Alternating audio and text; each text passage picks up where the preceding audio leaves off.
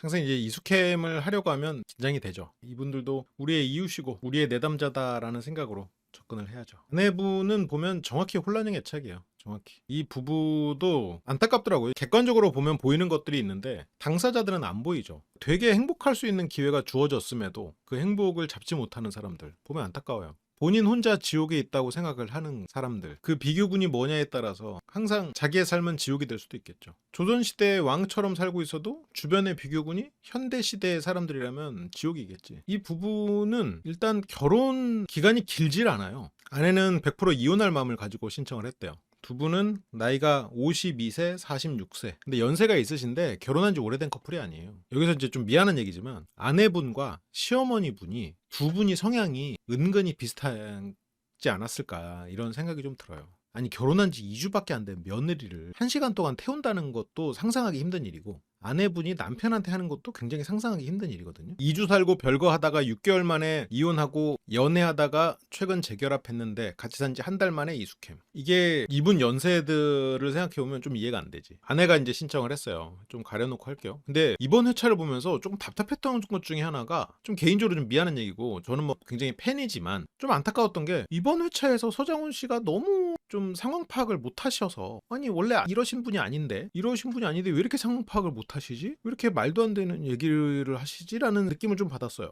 원래 안 그랬거든? 이번 회차 좀 서장훈 씨 이상했어. 새로운 기수 오랜만에 시작하셔가지고 조금 업데이트셨는지 이번 회차는 솔직히 남편 사연 나올 때도 그렇게 아내가 평범하지 않았거든요. 그런 거를 캐치를 못 하더라고요. 그래서 좀 약간 오늘 컨디션이 좀 안 좋으시네. 좀 요즘에 프로그램이 워낙 합숙맞선이고 뭐고 해서 너무 피곤하신가? 너무 바쁘신가? 그런 생각을 좀 했어요. 이거 좀 안타까웠어. 평소에 그런 날카로움이 없었다 보니까 전 시즌에서 너무 타격을 입으셔가지고 그럴 수 있어. 그럴 수 있어. 전 시즌이 너무 힘들었거든. 나도 이숙캠을 하려고 여기 앉으려고 하면은 막 힘들어. 그래서 딴 생각을 하고 싶어. 막 정신적으로 거부하는 거야. 나도 여기 앉는 거를 그래도 좋은 프로그램이지 교보제로서 좋지. 하지만 이숙캠 미루고 싶어 자꾸. 그쵸. 이해합니다. 이해해요. 서장훈 씨 이해합니다. 갑자기 이해가 확 됐는데 그래도 이번 회차는 그러니까 약간 영혼이 없이 뭔가 그냥 해야 되니까 하는 느낌? 어떤 진짜 깊은 통찰을 보여주시지 못하고 좀 그냥 해야 되니까 하는 좀 그런 느낌이 있었어요. 아내 쪽 영상이니까 그냥 남편한테 뭐라고 하는 그냥 형식적으로 유행어를 내뱉는 느낌이었어요. 여기서 이혼소년 캠프에 문을 두드린 건 아내. 근데 아내분이 이제 외모는 굉장히 차분하시고 또 성숙하시고 이런데 두 분 다 기본적으로 인내심이 깊지는 않아요. 근데 첫 2주 만에 아내분이 나온 건 이해해요. 그 상황은 이해해. 왜냐면 결혼한 지 2주 만에 시어머니가 1시간씩 그렇게 막 잔소리하는 거는 견딜 수 있는 사람은 많지 않아요. 그래서 지금 보면 뭔가 어떤 기분 나쁜 게 있으면 막 쏟아내는 그게 이 남편분의 어머니와 아내가 비슷해요. 물론 모르겠어. 실제로는 아닐 수도 있겠지만 우리가 이 영상으로 봤을 때는 비슷하다고 유추돼요. 부모의 단점을 공유하는 사람과 결혼하는 모습. 그래서 또 귀신같이 찾아낸 느낌이에요. 그런 어머니였기 때문에 예를 들어서 여기 나오진 않았지만 그렇게 어머니가 며느리가 왔을 때 2주 만에 온 며느리 내 아들이 나이도 있고 어쨌건 어렵사리 이렇게 늦게나마 시작한 결혼인데 결혼한 지 2주밖에 안 됐는데 잔소리를 1시간 넘게 막 하는 거라면 그리고 그렇게 가족들이 다 같이 살아야 되는 그런 상황이라면 이 남편분이 결혼하기에 좋은 조건은 아니죠. 그 시어머니를 모실 사람이 필요해요. 시어머니를 모셔줄 그런 검소하고 헌신적인 여자가 필요해. 그래서 이 여성을 선택한 거예요. 그럴 줄 알고. 아내는 검소해요. 옷을 2가지만 번갈아 입을 정도로 검소하고 그리고 여성은 본인의 어머니를 병간호를 오랫동안 했을 만큼 헌신적이었어. 그래서 그걸 선택했단 말이죠. 근데 그게 이 남편도 모르는 게 너무 많아. 아내분 연애를 너무 오래 안 하셔가지고 기본적으로 어떤 면에서 상처가 큰 건지 아니면 기대감이 큰 건지 2가지 다겠죠 실은. 두 분 다 초혼인 것 같아요. 그치. 결국 어머니 내보냈고 그래서 어느 쪽부터 발표할 거냐 뭐 아내 쪽부터 하는데요. 여기서 처음에 시작은 두 분이 이제 연세에 맞지 않게 하는 행각들을 보면 진짜 고등학생들이 연애하는 것 같아요. 인내심이 없어.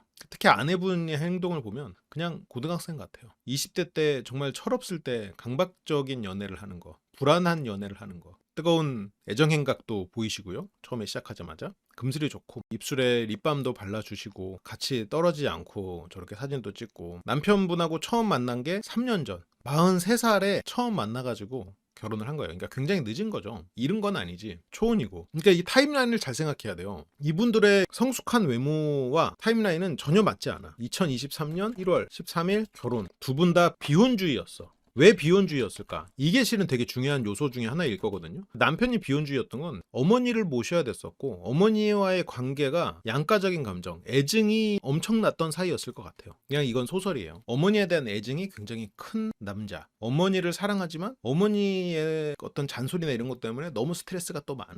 근데 어머니를 또 모시고 살아야 되는. 어머니에 대한 책임감이 굉장히 큰 그런 남자여서 뭔가 이 여성에 대한 막연한 두려움과 그런 것들이 같이 존재했을 가능성이 있고, 아내분은 남편한테 하는 행동을 보면 남편 뒷모습만 봐도 또 애잔하대요. 그리고 남편을 엄청 의심해. 그렇다면 이 아내분은 남자에게서 떨어지고 싶지 않으면서도 남자를 믿지 못하는 마음, 전형적인 혼란형 애착이에요. 이 사람을 보면 이 사람이 나를 배신할까 봐 무서워. 공포회로가 돌아. 이 사람이랑 떨어지고 싶지 않아. 이 사람이랑 붙고 싶어. 애착 회로. 두 가지가 동시에 돌거든요. 우리가 봐왔잖아요. 혼란형 애착. 정확히 그거잖아. 굉장히 강력한 혼란형 애착인데 거기다가 강박이 있어. 그리고 기본적으로 어떤 우울감인지, 그리고 자기 자신을 사랑하지 않아. 아내분은 그래, 이 말이 정확하다. 아내는 자기 자신을 사랑하지 않아요. 자기를 귀하게 여기지 않아, 절대로.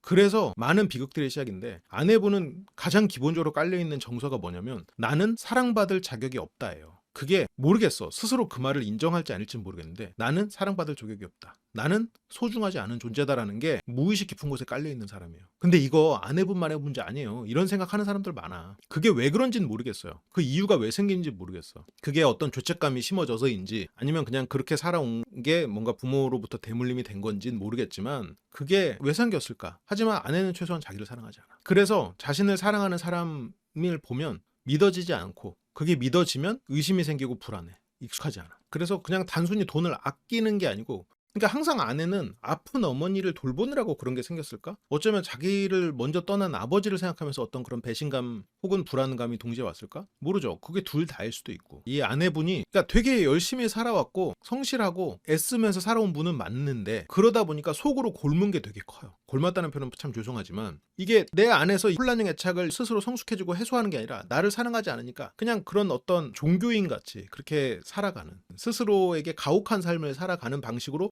자신을 억압하는 방식으로 살아오면서 어떤 자신의 욕구도 억압하고, 그리고 세상이 무서우니까 세상과 마주하지 않고 그렇게 갇혀 있거든요. 그래서 무기력해. 기본적으로 기력이 오를 때는 상대를 의심할 때야. 상대를 의심할 때만 에너지가 넘쳐. 그게 지금 아내분이 너무나 오랫동안 고착화돼 버렸어. 나이가 42에. 이거 남편도 이 부분에 대해서 어느 정도 공감하는 부분이 있을 거예요. 혼란형 애착은 사랑한다는 말을 들을 때까지 상대를 옥죄는 건가요? 사랑한다는 말을 들어도 옥죄죠. 남편도 여성에 대한 양가적인 마음이 있어. 누가 이런 가정에 들어와서 누가 이렇게 하겠어 하면서도 또 우리 어머니를 누군가가 가족이 돼서 또 같이 모셔주길 바라고, 어머니를 누구보다 사랑하지만 어머니를 누구보다 증오해. 남편이 평생을 그렇게 살아왔어. 이것도 그냥 소설입니다. 그렇다고 뭐 어머니가 잘못한 거냐 그런 건 아니고 잘 안 맞는 부분이 있었겠죠. 그래서 사실 결혼 생각이 없었고, 근데 이건 좀 미안한 얘기인데 아마 그러니까 두 분은 이혼을 하진 않을 것 같은데, 솔직한 얘기로 이혼을 해도 문제 없어요. 이혼을 해도 두 분 뭐 딱히 손해볼 거, 그냥 원래대로 돌아가는 거예요. 원래 삶으로 서로를 짠하게 볼 것도 없어. 아내는 그냥 원래 편했던, 마음고생 안 했던 원래대로 돌아가는 거고, 아내는 남편을 짠하다고 생각하지만 월 1,000 이상 버시는데 그 돈으로 집에 로봇 두시면 돼요. 남편은 훨씬 편하게 살 거예요. 그냥 그렇게 하면 돼.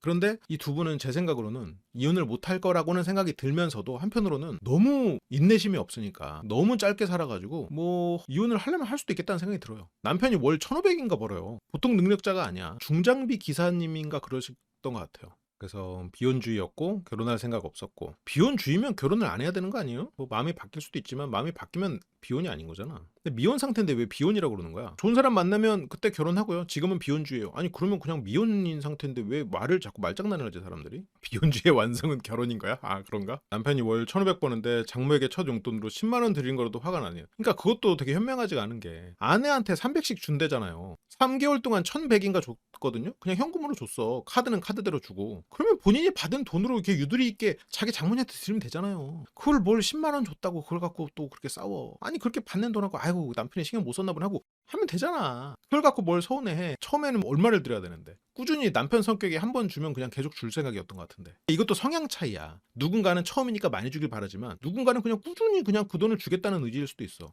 아내한테는 300씩 주고 아내가 그 돈 장모님 드리면 되고 하잖아요. 그걸 갖고 따져가지고 그 알을 깨버리는 거는 현명한 건 아니지. 그러니까 그게 좀 안타까워. 그러니까 그게 기분 나쁠 수 있거든요. 근데 그걸로 굳이 싸워가지고 판을 깨버릴 정도는 아니라고. 용돈 드리는 거 당연하지 않아요. 저도 뭐 이렇게 딱히 용돈을 뭐 챙겨드리고 그러지 않아. 근데 이것도 근데 물론 상황에 따라 다를 수 있죠. 용돈을 받지 않으시면 생활이 힘드신 그런 분들도 있고 하니까 그런 분들은 뭐 챙겨드리고 해야 되지만 그냥 알아서 하는 거지 뭐. 여기서 뭐 눈치껏 아내가 했어도 되는 거고 뭐 굳이 이 사람이 뭐 장모를 꼭 챙겨야 되나? 이 사람이 나 챙기면 그게 장모 챙기는 거지 뭐. 진주에게 하는 게 진주의 행복이 나의 행복이네. 그런 또 명언이 있잖아요. 합숙맞선 마지막 진주 어머니의 대사였습니다. 그런 거지 뭐. 카드도 주고 300도 주는 거예요. 그러니까 적지 않아. 근데 이건 물론 재결합하고 나서의 일이니까 그 전에는 뭐 아내분이 좀 서운했을 수도 있을 것 같은데 근데 아내는 지금 돈으로만 따지면 황금알을 낳는 거위의 배를 갈라버린 거예요. 300 받고 남편 카드도 따로 받는데 그 카드로 어머니 챙겨드리고 뭐 또 사드리고 300으로 어머니 용돈도 챙겨드리고 다 할 수 있는 거 아니에요? 옷도 하나밖에 안 입으시면서 2주 살았는데 생활비 한 번이나 받았겠네. 카드를 줬대잖아. 물론 생활비와 카드는 또 다른 얘기지만 아니 카드를 그냥 쓰라고 줬는데 뭐. 그래서 남편 만나기 전에 연애를 몇 번 해봤냐. 근데 깊게 사귀어 본 적이 없어요.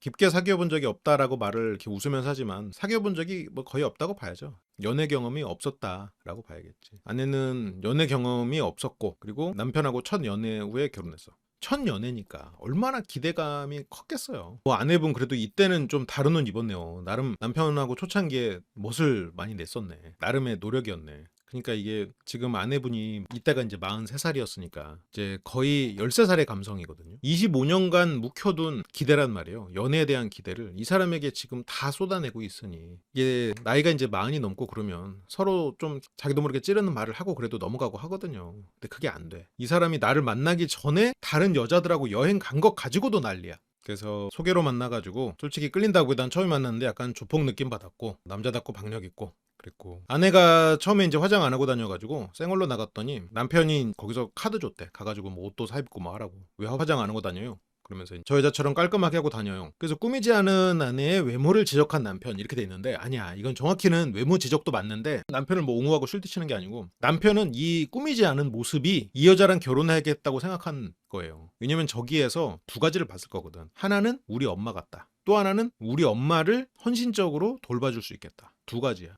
어머니를 받고 어머니와 함께할 여자라는 거를 받고 그래서 이 여자랑 결혼해도 좋겠다라고 생각했어. 그래서 이 사람을 집으로 들인 거예요. 그 전까지는 이 남편은 결혼할 생각을 안 했어요. 왜? 어머니 뜻받고 살 수 있을 거라고 아무도 생각 못 했거든. 나도 이렇게 우리 엄마 힘든데 누가 엄마. 근데 이 여자는 할 수 있을 줄 알았거든요. 너무 잘못 봤지. 그런 시어머니를 모실 거면 국화님 정도는 데리고 와야 돼.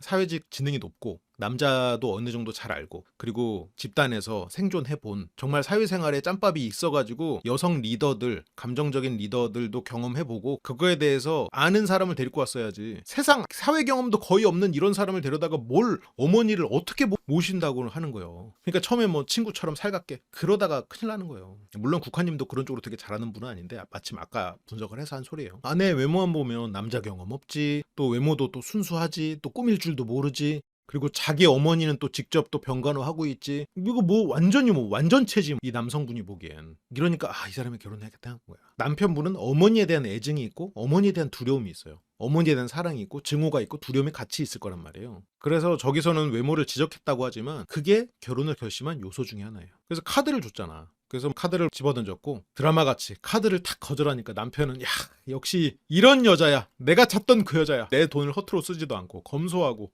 이 여자야. 카드를 집어던지는 이 여자. 나를 이렇게 대한 여자는 네가 처음이야. 이 남편은 지금 그런 여러 가지 여성에 대한 양가 감정을 가진 상태에서 이제는 돈을 많이 벌어요. 연애를 많이 해보지도 못한 상태인데 돈을 많이 벌어. 그러면서 이제 여러 가지 다른 경험들이 있었을 텐데 그러니까 겉으로만 살갑게 굴고 뭔가 뒤로 딴주머니 차거나 어떤 사랑하지 않거나 그런 사람들에 대한 걱정이 있었을 거란 말이에요. 근데 이 여자는 달라. 이 여자는 내 검소하고 뒤로 딴주머니 것 같지도 않고 지금까지 뭐 남자 만나면서 그렇게 매우짓 하는 것도 아니고 그렇게 되는 거야. 근데 이제 남편은 꾸미고 다니질 않아가지고 옷도 그냥 좀 평범한 걸로 사 입어라. 좀 꾸미면 좋겠다 이런 느낌. 근데 아내는 뭐 두 번째 세 번째 만날 때부터 나한테 너무 촌스럽다고 했다. 이건 뭐 어르신들의 투박한 그런 대화지. 그러면서 뭐 두 번째 세 번째 만날 때부터 우리 결혼하게 될 거라고 말했대. 그러니까 이 남편은 이 아내를 보면서 야, 이 여자다. 우리 진짜 결혼할 만한 여자다. 그렇게 생각이 돼버린 거예요. 남편은 이런 여자를 찾았거든. 검소하고 진실되고 그리고 남자 경험도 별로 없는 그런 보수적이면서 그런 사람을 찾아다녔는데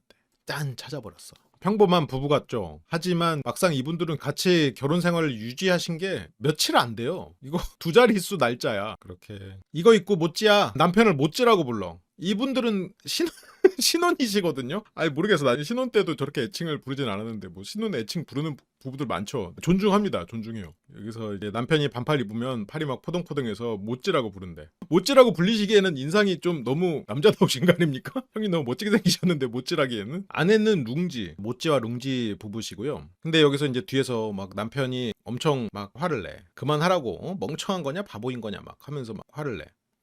근데 아내는 이렇게 사느니 그냥 혼자 살겠다고 그러거든요. 근데 이게 뒤에서 보면 나오는데 남편이 뭐 10년 전에 그 회식 갔던 거 가지고 난리를 치니까 뭐 어떻게 할 수가 없어. 불행을 끌고 오는 분이에요. 그러니까 스스로는 인정하지 않겠지만 불행해야 되는 사람들이 있어요. 어떻게든 나의 현재가 불행해야 돼. 나를 사랑하지 않으니까 나이가 행복을 유지하는 나는 익숙하지가 않고 그거는 그럴 리가 없다라는 생각이야. 그래서 이 사람의 과거 10년 전 사진을 보면서 질투를 해. 얼마나 선재의 스스로를 불행하게 만들고자 하는 노력의 결과냐는 거죠. 그래서 뭐 네가 나를 불행하게 만들잖아. 아니에요. 불행한 상태예요. 불행한 상태인데 불행한 상태를 유지하기 위해서 단서를 모아요. 그래서 이 아내분은 굉장히 친절하고 주변에 잘하는데 친구가 하나도 없잖아요. 왜 그러냐면 자기 자신을 사랑하지 않기 때문에 주변의 사람들과 관계를 길게 가져갈 수가 없어요. 왠 줄 알아요? 나를 사랑하지 않는 사람들은 어떤 일이 벌어져요? 주변 사람들이 나를 무시한다고 생각해. 나를 사랑하지 않으니까 내가 사랑받을 자격이 없으니까 쟤도 나를 무시하겠지 생각할 거 아니에요. 그래서 주변 사람 눈치 봐. 안녕하세요 하지만 눈치를 봐. 이 사람이 나를 사랑하려거든. 이 사람이 나를 남자로서 인정하려거든. 사람으로서 인정하려거든. 무시할 거거든. 그래서 안녕하세요. 이 사람이 커봐. 눈빛만 좀 커봐. 나 무시할 줄 알았어. 하고 관계가 길어지다 보면 그런 일이 벌어져요. 그래서 관계가 길게 갈 수가 없어요. 그래서 친한 친구를 오래 만나는 친구가 생기기가 어려워지는 거예요. 왜냐면 관계가 좀 길어지다 보면 그런 일들이 벌어지고. 왜냐면 사람은 컨디션이 안 좋을 수도 있어요. 딴 생각할 수도 있어. 그거 전부 다 자기 안으로 생각해. 저 사람이 나 무시했어라고 피해의식이 있어. 왜 그러냐면 아까 얘기했던 대로 자기 자신을 사랑하지 않으니까. 자기 자신은 사랑받을 자격이 없다고 생각하고 그게 더 나아가서는 나는 무시당할 사람이라고 생각하니까 그런 생각으로 주변 사람들의 어떤 보여지는 단서를 그렇게 주관적으로 해석해버려. 그러니까 얼마나 괴롭겠냐고. 본인의 삶이 누구보다 괴로운 거예요. 힘든 거야. 아내분 힘들었을 거야. 그러니까 내가 부모님 간병하고 그리고 가난해지고 그런 일들을 겪으면서 세상이 무섭고 갑자기 무너져 버린 나. 이게 내 탓인가? 어린 시절에 그런 일을 겪었으면 죄책감이 들어. 이게 아이들한테 일어나는 좀 안타까운 일 중에 하나인데 아이가 잘못해서 부모가 이혼하지 않아요. 아이가 잘못해서 부모의 사업이 망하지 않아. 근데 아이는 그런 거에 죄책감을 가져. 그리고 더 나가서는 뭐 괜히 또 주변에 이상한 뭐 할머니들이 아이고 얘 태어나기 전까지는 잘 살았는데 뭐 이런 소리 또 한단 말이야. 또 그런 말 하는 사람이 있으면 그런 게 또 머릿속에 박혀. 그래가지고 내가 잘못인가? 그래서 그거를 내가 잘못 태어난 게 아니라는 걸 증명하기 위해서 더 헌신적으로 굴어. 더 헌신적으로 엄마를 보살피고 그러지만 마음 한구석에서는 내가 태어나면 안 되는 존재라는 부정적인 감정이 쌓여가요. 물론 이 아내가 그런 케이스인지는 모르겠어. 근데 이거 지금 굉장히 전형적인 케이스예요. 굉장히 많은 분들이 겪을 수도 있는 일이야. 그래서 이게 너무 오래 쌓여버렸어. 이게 한 20, 30대 때 연애도 해보고 이러면서 좀 세상과 마주했으면 이거를 좀 깨고 나올 수 있거든요. 근데 그냥 그 안에서 안 나왔어. 40이 넘어갈 때까지 안 나오니까 마음속에서 계속 쌓인 누군가에게 사랑받고 싶다는 마음과 나는 사랑받을 자격이 없다는 이 양가적인 마음이 억압되니까 계속 커지고 곪고 이 안에서 돼버리니까 이게 지금 나이가 들어서 터져 나오니까 감당이 안 되는 거야. 감당을 할 수 있는 사람이 없는 거예요. 근데 이거는 진짜 이 아내분은 우리 채널 방식의 사고방식을 좀 익히셔야 돼요. 이성적 사고를 익히고 그리고 항상 객관적으로 보는 거. 그리고 3인칭으로 세상을 바라보는 거. 이런 작업들이 무조건적으로 필요해요. 그래 맞아. 내가 이혼해서 엄마 돌아가신 것 같다. 라는 말까지 했잖아요. 기본적으로 사고방식이 죄책감 방식의 사고방식이에요. 나 때문에 돌아가신 것라고까지 한단 말이야. 어머니가 뭘 그랬겠어. 근데 자식으로서 그런 마음은 들 수 있겠지. 그러면서 아내는 남편을 폭력 남편으로 비교를 하면서 막 그 사람이랑 너무 똑같다고 하거든요. 폭력 남편 아내는 전혀 달랐어요. 남편이 눈 돌아가면 찍소리도 못했어. 그때 남편은 막 장풍 쏘가지고 그 음료수 날리고 막 그랬단 말이에요. 비교도 할 수 없죠. 그 아내는 진짜 그 봤던 역대급 중에 가장 안타깝고 슬퍼 보였어. 근데 여기서 아내는 전혀 미치지 못해요. 무슨 말을 하고 있어. 이렇게 객관화가 안 되는 거야. 지금 이 아내분 자기가 여기서 남편보다 더 빌런으로 사람들이 생각할 줄 몰랐을 거예요. 지금 남편은 어머니를 모시고 살았고 오랫동안 모쏠이었고 이런 거 말고는 그렇게까지 뭐 큰 문제가 있냐. 시어머니랑 사이에서 조율을 못하고 이런 건 있었지. 근데 아내분이 보여주는 문제에 비해서는 굉장히 미미해요. 근데 이 폭력 남편은 그때 아내 정말 훌륭한 아내였어. 남편만 문제였어. 결과적으로는 비교할 때가 아니죠. 이렇게 사람이 자기 생각 안에 꽂히면 이만큼 객관화가 안 돼. 열받으면 눈빛이 돌고 분노 조절 장애 같다고. 아니 아내처럼 그렇게 쉬지 않고 계속해서 10년 전 얘기 막 그런 얘기 다 끌어와가지고 심지어 10년 동안 같이 산 사람도 아니고 지금 결혼 생활 한 지는 몇 달 되지도 않는 사람이 10년 전 얘기를 끌고 와가지고 그걸 가지고 잔소리하고 있으면 누가 제정신을 유지할 수 있어요. 여기서 제정신을 유지할 수 있으면 그거는 신기한 거야. 아내분은 진짜로 로봇이랑 살아야 될 수도 있어요. 어떤 인간의 감성으로는 그거를 받아들일 수 없어요. 왜냐면 바꿀 수 없는 과거. 이 사람과 만나기도 전에 과거를 가지고 가면 정말로 이 사람의 존재 자체를 부정하는 얘기거든. 불행할 수밖에 없는 거예요. 바꿀 수 없는 거를 가지고 그걸 가지고 불행을 끌어오니까 네가 나를 불행하게 만들잖아라고 끌어와 버리면 당연히 불행하지. 그러니까 뭐가 전제겠어요. 나는 불행해야 된다라는 전제가 있는 거야. 참 슬픈 삶이죠. 본인 힘으로 깨야 돼. 그래서 이거 다시 돌아간다면 결혼 안 하죠. 혼자 살 거예요. 그러면 지금 혼자 사시면 돼요. 실은 아무 문제 없어. 몇 달간 돈 받았잖아요. 그리고 지금 남편 재산 형성에 기여한 것도 없을 거 아니야. 그리고 남편 성격에 돈 좀 더 달라고 하면 줄 거예요. 아내에 대한 어떤 연민과 애정이 있어요. 그러면 아내가 지금 큰맘 먹고 결혼 안 하면 돼요. 나가면 돼. 남편 짠하게 생각할 필요 없어요. 이 나이에 1,500 버는 사람이 세상에 어딨어. 남편 노후는 걱정할 게 없어요. 돈 있으면은 이제는 로봇 들여놓으면 돼. 이제 정말 3년 안에 집에서 가정에서 일해주는 로봇이 들어올 거고 그거 한 달에 300 안 들어요. 걱정하지 말고 나가셔도 돼요. 남편 짠하게 생각할 필요 전혀 없어요. 남편은 가정일 해주는 그런 로봇이랑 그리고 밖에서 이렇게 연애하고 그리고 이런 종교활동 하면서 신나게 살 거예요. 그래서 결혼 안 하면 됩니다. 짠하게 생각하지 마세요. 누가 이런 중년의 남자를 짠하게 생각해요. 잘 살 거예요. 걱정하지 마셔도 돼요. 근데 이 두 사람은 그래서 현실 감각이 좀 있으면 특히 아내분이 현실 감각이 있으면 지금의 행복을 누릴 수 있거든요. 과거의 상처를 좀 내려놓고 살아도 돼. 결혼해서 불행하느니 결혼 안 했을 때는 그럼 행복했나요? 아내분 이 말 들으면 내라고 못 할 거예요. 결혼해서 불행한다고 지금 말했는데 결혼 안 했을 때 행복했어요? 아니에요. 아내분 지금 남편 거의 중독 증세거든요. 인간 중독 상태거든. 결혼하지 않았을 때도 불행했고 결혼했을 때도 불행했지만 남편이 자기만 바라보고 자기를 챙기는 그 순간에만 행복했어. 결혼해서 불행한 게 아니고요. 결혼하기 전에도 불행했는데 결혼했을 때는 롤러코스터가 없었겠지. 그냥 잔잔한 속에 있었을 거고 남편과 결혼하고는 잔잔한 불행에서 잠깐의 행복이 있고 잔잔한 불행은 왜 있어? 남편의 과거를 끌어오고 이러면서 막 불행을 막 끌어와. 그러니까 기복이 생긴 거지. 결혼 전에는 불행했어요. 결혼 전에 행복하지 않았어요. 아내가 뭘 행복해. 지금 이런 식으로 계속 생각하는데. 근데 제가 항상 어떤 중독 원리 얘기할 때 항상 심플하게 말씀드리잖아요. 중독은 어떤 거예요? 그게 없을 때는 불행해. 근데 그게 나한테 있는 순간 행복해. 그게 없어지면 불행해. 이러면 그거에 대해서 중독이 돼요. 술을 안 마시면 불행해. 술 마셨을 때만 행복해. 그래서 술 깨면 불행해. 그러면 술 중독이 되는 거예요. 술을 많이 마셔서 중독이 되는 게 아니고 그게 중독이 되는 거야. 남이 볼 때는 좋은 상황인데 본인들이 그 행복을 몰라. 불행한 면만 생각하고 어떻게든 과거의 불행을 끌고 와가지고 더 나는 지금 불행하다고 스스로 찾고 받아들여. 지금 내가 괴롭고 불행한 거에 누군가 탓을 해. 누군가 원인이 있을 거라고 생각하고 주변에서 찾아. 본인이 불행한 이유는 본인이 본인을 사랑하지 않기 때문이에요. 본인 마음속 깊은 곳에 죄책감이 있기 때문이에요. 불필요한 죄책감이 있고 그 죄책감을 인해서 본인을 문제가 되는 사람으로 가치 없는 사람으로 규정했기 때문이에요. 그래서 계속해서 주변 사람들이 나를 무시할까 봐 무서운 거예요. 그래서 결혼해서 불행하느니 혼자 사는 게 낫잖아요 하잖아요. 결혼해서 불행하느니 혼자서 행복한 게 낫잖아요 라고 해야지. 이러면 어때요? 그러면 지금 이혼하는 게 맞아요. 그러면 재혼 안 했겠지. 결혼해서 불행히 지내느니 혼자 사는 게 행복하다면 누가 미쳤다고 결혼하겠어요? 이 아내분이 만약 혼자 사는 게 행복하면 결혼했겠어요? 재혼했겠어? 같은 남자랑 지금 재혼했는데 안 해요. 근데 왜 했겠어요?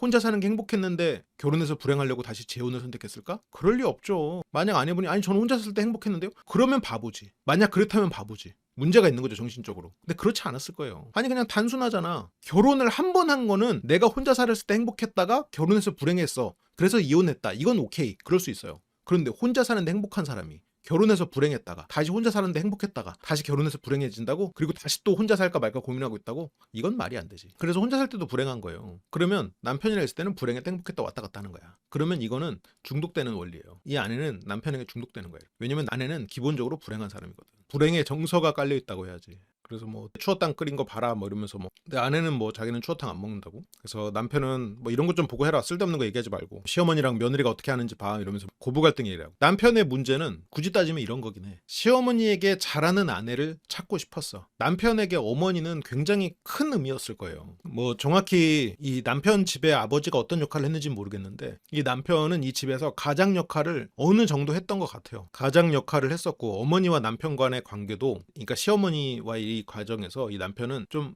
아버지로서의 역할을 꽤 많이 수행했던 것 같아요. 그래서 어머니와는 애증이 있었고 어머니도 이 남편에게 다른 모자지간보다 더 강한 애착이 있었을 수 있겠지. 그래서 내 어머니에게 잘하는 며느리, 우리 불쌍한 엄마, 내가 두렵고 화나지만 불쌍한 우리 엄마를 나는 살갑게 못해서 엄마랑 맨날 싸우거나 사이가 안 좋지만 잘해주는 그런 여자였으면 좋겠다는 생각을 계속 했겠지. 그런 여자는 없어. 여자는 그럴 수 없어 하고 그냥 비혼 이렇게 했다가, 왜냐면 이 집에서 어머니 모시고 산다는 젊은 친구가 많지 않죠. 아내가 남편을 무의식적으로 고립시키고 싶어 하는 것 같았어요. 그게, 아내는 세상이 무서워요. 근데 남편이 자기 옆에 있었으면 좋겠거든요. 그래서 남편의 모든 인간관계가 다 끊어지고 나만 봤으면 좋겠어. 그럼 40 넘어서 못 소리했다가 결혼했다고 문제되는 건 전혀 아니죠. 우리가 또 항상 응원하는 기수가 못쏠 기수잖아요. 근데 그 못소리 된 이유가 만약에 이런 어떤 세상에 대한 두려움, 자기 비하, 그러면서 또 그 기대, 이런 혼란형 애착이 계속해서 안에서 곪고 있는 상태 때문에 못소리라면 문제가 되는 거지. 수많은 못소리의 이유 중에 그 이유라면, 그런 마음으로 결혼을 하게 됐을 때는 위험할 수 있죠. 왜냐면 그런 마음은 어떻게 되냐면, 내가 결혼해서 행복할 리도 없는데, 이 사람도 뭔가 문제가 될 텐데, 내가 이렇게 행복할 리 없는데, 커봐 그것만 보고 있는 거야. 그럴 줄 알았어. 그리고 10년 전에 사진 커봐 이럴 줄 알았어. 날 불행하게 만들 줄 알았어. 남편은 저 봐봐라, 이제 시어머니랑 어떻게 하는지 봐봐. 시어머니하고 내 아내는 내가 못했다는 거야? 잘하려고 했잖아. 근데 남편은 지금이 중요하지 이 사람아. 내 아내는 나는 잘하려고 했어, 엄마와 딸처럼. 이게 문제예요. 이게 너무 뭘 모르는 거야. 거의 40이 넘어가지고 결혼을 했는데 시어머니랑 무슨 딸처럼 지내려고 해요. 엄마랑 딸처럼 지낼 수 없어. 왜 이런 상상을 하는 거지? 아니 뭐 20대나 뭐 30대 초반 분들이야 뭐 이런 생각을 할 수 있겠지만, 그러니까 딸처럼 시어머니를, 그리고 연세도 굉장히 많으셨을 거 아니에요. 남편이 그때 거의 50 가까운 나이로 초혼이었으니까. 아니 그렇게 연세가 있으시고 지금 아들이랑 계속해서 같이 살던 그런 보수적인 시어머니한테 딸처럼 굴었으면 이건 문제가 심각해질 가능성이 높아요. 그래서 친해지려고 노력하는 사람이 2주 만에 끝내고 나가냐? 친해지려고 노력하는 사람. 그러니까 이것도 보면 그냥 한 번으로 끝나버리는 거예요. 기본적으로. 아내가 이 당시에 2주 만에 집을 나가버렸어. 그러니까 이것도 시어머니 쪽 문제도 있는 거지. 시어머니 쪽도 보통은 아니야. 그러면 여기서도 우리가 그동안에 항상 해오던 이론이 있죠. 부모의 단점을 공유하는 사람에게 끌린다. 어머니나 아내나 지금 비슷한 속성이 있을 가능성이 있겠지. 그러니까 남편은 아내가 뭐 잘하려고 했다 못됐다 하고 하지만, 아니 뭐 2주인데 뭐 2주 만에 끝내고 나갔고, 그리고 지금 재혼을 했거든요. 재혼을 해서 시어머니랑 따로 살고 있어. 그러면 어쨌건 남편이 그 상황에서 아내를 지키지 못했고 그렇다 하더라도 어쨌건 남편은 방법을 찾으려고 하고 시어머니랑 분리를 했잖아. 그리고 아내가 뭐 2년간 시어머니 모시고 살면서 서름 겪은 것도 아니고 2주 만에 집 나갔잖아. 그래서 이혼했잖아요. 그리고 다시 재혼을 했으면 선택을 했잖아. 근데 여기에서 패널들이 웃긴 게 남편한테 막 뭐라고만 하더라고요. 근데 여기서 아내분 마음은 이해해요. 아내분 마음은, 여기서 시어머니가 너무했다 나도 생각해. 이혼 소리만 3번 내고. 그래서 결혼 3년 차인데 이혼을 했어 중간에. 그래서 나 이 부분 이렇게 보면서도 이게 맞나 싶은 거야. 2023년 1월에 결혼하고요, 2주 후에 아내 가출, 그리고 5개월 후에 이혼이야. 아니 이게 지금 뭐야 이게 적어놔야 돼. 그러니까 그때 2주 살았어요. 2주 살고 결국 이제 이혼은 5개월 만에 이혼을 하긴 했는데, 결과적으로 그냥 2주 살고 그게 다였어 그 당시에. 5개월 걸린 것도 남편이 이혼을 안 해줘서니까 그냥 이혼한 거야. 그러니까 이걸 2주밖에 못할 사람이 뭘 시어머니를 모시고 살아요. 그때는 그러니까 안 해본 사람이니까 이상주의적으로 생각하는 거지. 대학교 때는 그쪽 부모랑 우리 부모랑 친구 되고, 아니면 뭐 내가 그쪽 부모 진짜 어머니처럼 모시고 같이 막 살갑게 꽁냥꽁냥 하면서 그럴 수 있을 거라고 생각하지. 근데 실제로 살아봐라 그게 되나.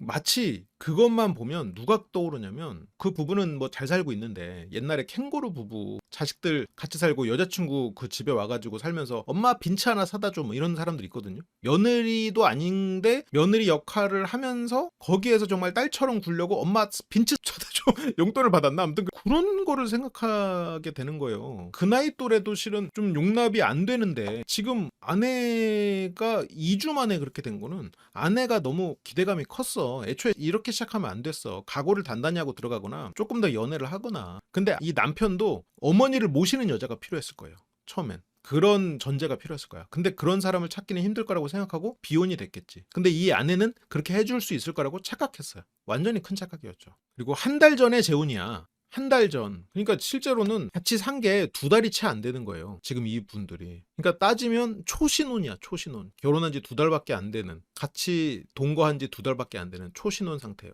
지금 재혼을 한 지 한 달밖에 안 돼가지고 다시 이유스캠 나온 거예요. 이러면서 무슨 결혼 생활을 하겠다는 거야. 이런 마음으로, 이 정도 인내심으로 이 스캠을 보면서 진짜 항상 느껴지는 게 뭐냐면 역시 결혼에서 가장 중요한 속성은 인내심이구나. 정말 인내심 없는 사람하고 결혼하면 안 돼요. 결혼 생활을 유지를 할 수가 없어. 우리가 이제 결혼해서 어떤 사람 만나면 잘 살까요? 거기에서 가장 중요한 속성 중에 하나가 인내심이에요. 그거를 다르게 표현하면 무던함이고, 기본적으로 인내심이 없는 사람은 뭔가 기분 이상을 했을 때 자기 파괴를 해버려. 애처럼 상대를 파괴시키거나 자기를 파괴시키거나. 얼마 같이 살지도 않았어. 2달도 안 살았어요. 그러니까 6주 산 거야, 6주. 희한한 분들이다. 그러니까 아내 정말 인상도 좋고 인내심이 강할 것처럼 보이는데 하는 행동은 인내심이 없죠. 그래서 인간관계도 길게 유지하지 못해요. 그 사람들 앞에서 순간적으로 좋은 모습을 보이고 이럴 수는 있지만 기본적으로 자기를 사랑하지 않는 마음가짐이 순간순간 드러나고, 그게 타인이 나를 무시했다는 생각으로 이어지기 때문에 관계를 길게 끌고 갈 수기가 힘들어요. 그래서 결혼, 이혼, 재결합을 2년 만에 이뤄낸, 실질적으로 결혼 생활은 뭐 1년도 안 된 거네. 아니 무슨 1년을 얘기해요. 지금 2달도 안 된다니까? 같이 산 기간은 4개월 남짓. 아, 그 뒤로도 좀 살았구나. 같이 산 기간은 4달. 타임라인 나온다. 여기 지금 그러니까 7일 결혼식, 13일 혼인신고, 24일 별거. 별거 후 바로 이혼 서류 접수하고. 그러니까 결혼도 이렇게 늦게 하신 분들이 이혼은 누구보다 빨리, 결심을 하고 나서는 빨리 하는 게 맞아요. 이혼은 이혼해야겠다 싶고 나면 빨리 하는 게 맞는데 굉장히 성급하죠. 그러니까 이분들이 재결합을 안 했으면 성급하다고까지 생각하지 않아요. 그래, 한 번에 실수했을 수 있지. 그래, 시어머니 그렇게 되고 그런 집안과 맞맞아서 그럴 수 있겠지. 근데 뒤에서 보여지는 어떤 재결합으로부터 이어지는 그런 행보는 아니야. 현명하지 않아, 절대로. 재혼을 안 해야지. 그것도 남 탓하겠죠? 내가 하고 싶어서 한 거 아니라고? 아니에요. 선택은 성인인데 누가 그걸 가지고 사기로 몰래 한 것도 아니고 선택이지. 성인의 어떤 결과에 선택이 아닌 게 어디 있어. 선택이 아니면 상대가 사기친 건데. 법원에서 확정기일에 오라고 하잖아요. 그래서 한 달 뒤에 오라고 해가지고 만나기로 했는데 법원에 오지 않고 잠수를 탔어. 남편은 이혼하고 싶지 않았던 거예요. 그래서 법원 가서 또 바람 맞고. 그러니까 이렇게 바람 맞고 했으면 재혼을 하지 말아야죠. 이렇게까지 했었으면. 그러면 아내는 결과적으로 결혼한 상태에서는 이혼하고 싶어 오고, 이혼한 상태에서는 재혼하고 싶어지는 거 아니에요? 물론 아내는 자기는 하고 싶지 않았어요. 아니, 하고 싶지 않았으면 안 해야지. 하고 싶지 않았으면 안 해야지. 근데 결국 결혼했잖아. 재혼했잖아. 아니, 남편이 해달라고 해서 어쩔 수 없었어요. 아니, 그런데 어쨌건 본인이 선택했잖아요. 결혼한 상태에서는 이혼을 선택하고 이혼한 상태에서는 결혼을 선택했잖아. 본인은 선택을 한 거잖아요. 그냥 행동 자체가 결혼이라는 지금 이걸 가지고 무슨 중학생 연애하듯이, 연애했다가 연애하면 또 싸우고 헤어지고 싶고, 또 헤어지면 또 이 사람이 또 와서 매달리면 또 맞아주고 싶고, 왔다 갔다. 이게 지금 혼란형에 차게 그냥 전형적인 행동이거든요. 아내는 그러겠지. 남편이 하자고 해서 어쩔 수 없었어요 라고. 남편이 저렇게 매달리는데 어떡해요. 본인은 그러면 남편이 저렇게 매달리면 남편 말을 들을 거면 살 때 들어주지. 아, 차에 생크림이나 커피 묻힌 거 귀엽다고 했지. 맞아. 혼란애착 분들이 그래서 연애할 때 힘들어하실 때가 많죠. 그래서 그 다음 연도 1월 달에 또 연락이 왔고, 이혼 6개월 후에 남편에게 연락이 왔어. 그래서 그 연락을 또 받은 거잖아. 이혼하고 6개월 후에 연락이 와가지고 그때 만나다가 또 추석 때쯤 헤어졌어. 6개월 후에 이땐 연애를 또 했네. 또 한 8개월 후쯤에 또 연락이 왔어. 여보, 나 4시에 일 끝나니까 여기로 와. 그래서 뭐 이렇게 오라고 해가지고 만났고, 이렇게 자꾸 문자가 와가지고 연락 받아서 내가 왜 네 여보야? 이러고서 또 이제 싸우다가 또 싸우잖아. 연락을 받아서 싸우잖아요. 그래서 앞으로 잘한다는 남편의 말에 그렇게 이제 결혼을 했다. 2025년 10월 재결합을 했다. 근데 10월에 재결합 한 달. 이게 그러니까 한 달 된 거예요. 이게 11월에 촬영을 했나 봐요. 재결합하고 한 달 만에 다시 이혼 위기. 연애가 아니에요. 이분들 지금 나이가 있으신데 애들이 없으니까 그냥 결혼을 뭐 했다 안 했다가 누가 보면은 그냥 연애인 줄 알겠어. 연애하시는 것처럼 이렇게 해요. 중학생들 연애하듯이. 애가 없어서 다행이네요. 이 과정을 만약 혹시라도 아이가 있는 상태에서 아이가 경험했으면 진짜 괴로웠을 텐데, 뭐 한편으로는 다행입니다. 또 한편으로 또 다르게 생각해보면 이분들이 그래도 책임감이 없는 분들은 또 아닐 테니까, 아이가 또 없으니까 이러실 수 있을 것 같기도 하고. 그러니까 여기서 3번 4번 주변에도 어릴 때는 그런 친구들이 많아요. 맨날 헤어지고, 그래서 어느 순간 헤어졌다고 해도 안 믿어. 아유, 쟤네들 또 저러다가 만나갔지. 또 헤어졌다고 맨날 그러는데 안 믿어. 그래서 주변에서 믿질 않아. 그래. 나 누구랑 또 헤어졌어. 그래. 그래서 뭐 계란말이 먹을래? 그런 거에 믿지도 않아, 주변에서. 어릴 때 그렇지, 어릴 때. 애들이나 그러는 거야. 근데 이제 30 넘어서 그러면은 진짜 부끄러운 거야, 실은. 누가 그래. 남편은, 저는 원래 뭐 이혼하고 싶은 생각이 없었던 거죠. 아내가 마음이 좀 누그러졌을 거라 생각하고. 아니, 이혼을 했는데 누그러졌을 거라고 생각하는 그 남편도 진짜 보통이 아니다. 근데 첫 번째 헤어졌을 때는 고부 갈등이 원인이었어요. 그래서 중간에서 역할을 잘 못했다. 근데 여기서부터 실은 위화감을 느껴야 돼요. 뭐냐? 항상 여러분들 잘 보셔야 돼요. 이거는 굉장히 높은 연관성이 있는 포인트예요. 네 편 내 편 가르는 사람들, 내 탓을 누군가가 하는 거에 경기를 일으키는 사람들, 누군가의 탓을 찾는 사람들, 그래서 내 편을 안 들어줬다고 뭐라고 하는 사람들은 분명히 이거는 흑백 사고에 물들어 있는 사람들이에요. 그래서 이거는 제가 웬만하면 단정적으로 말 안 하는데 이거는 일단 저런 말이 나왔다. 그러면 이런 거는 마음속으로 어떤 경보를 일단 울려놔야 돼. 이 사람은 편가르고 싶어 하는 사람이구나. 기본적으로 편가르기 사고를 하는 사람이구나. 여기서부터 위화감이 있어야 돼.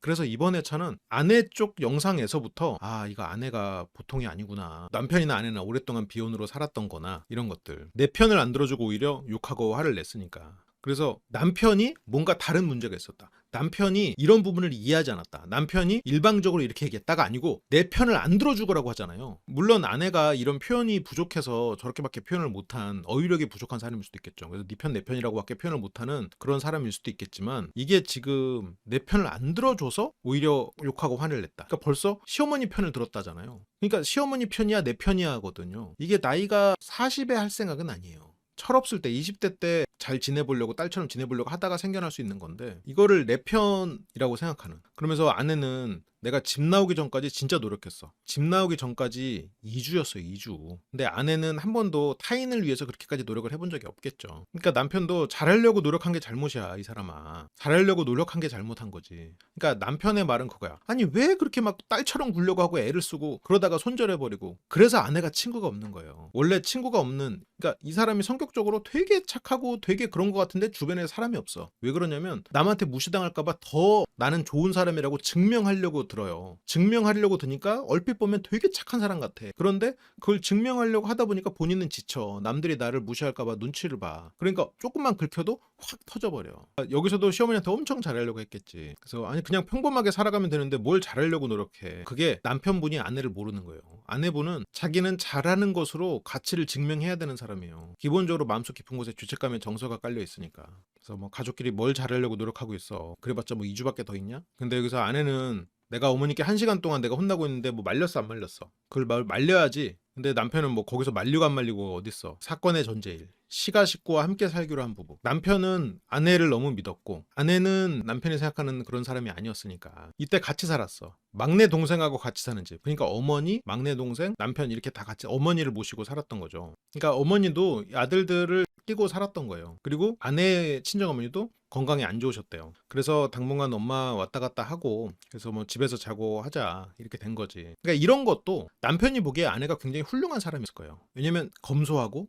자기 어머니의 병간호까지 하는 진짜 다시 만나지 못할 훌륭한 여성이라고 생각했겠죠. 그래서 아픈 친정엄마 잦은 왕래를 약속을 했는데 그때 눈 오는 공휴일 출근을 한 남편. 공휴일에도 출근을 하는군요. 일을 남편이 안 나갔어. 그래서 남편이 눈이 오고 해서 오토바이를 타고 가겠다는 거예요. 그래서 눈 오는데 오토바이를 왜 타 위험하게. 그래서 아내는 버스 정류장까지 배웅하려고 했는데 배웅을 위해 외투를 챙기러 다시 집에 왔어. 근데 남편은 벌써 오토바이 타고 가버린 거예요. 근데 이 아내 보면은 뭐 하나에 꽂히면 그걸로 계속 얘기하거든요. 남편하고 등산 갈 때도 이 옷 입어 이 옷 입어 이 옷 입어 계속 얘기해. 그러니까 오토바이 타지 말고 버스 타 계속 얘기했을 거야. 그래서 어쨌건 자기가 위에 가서 옷을 딱 입고 부랴부랴 내려왔는데 남편은 그냥 가버렸죠. 그래서 나와보니까 이미 남편이 출근하고 없어. 그래서 그냥 나온 김에 친정 집에 가자. 이렇게 해서 가버렸어. 시어머니한테 이제 문자로 이제 저 어머니 저 집에 다녀올게요 하고 그냥 가버린 거야. 그러니까 이게 어떻게 생각하면 이게 별일 아니거든요.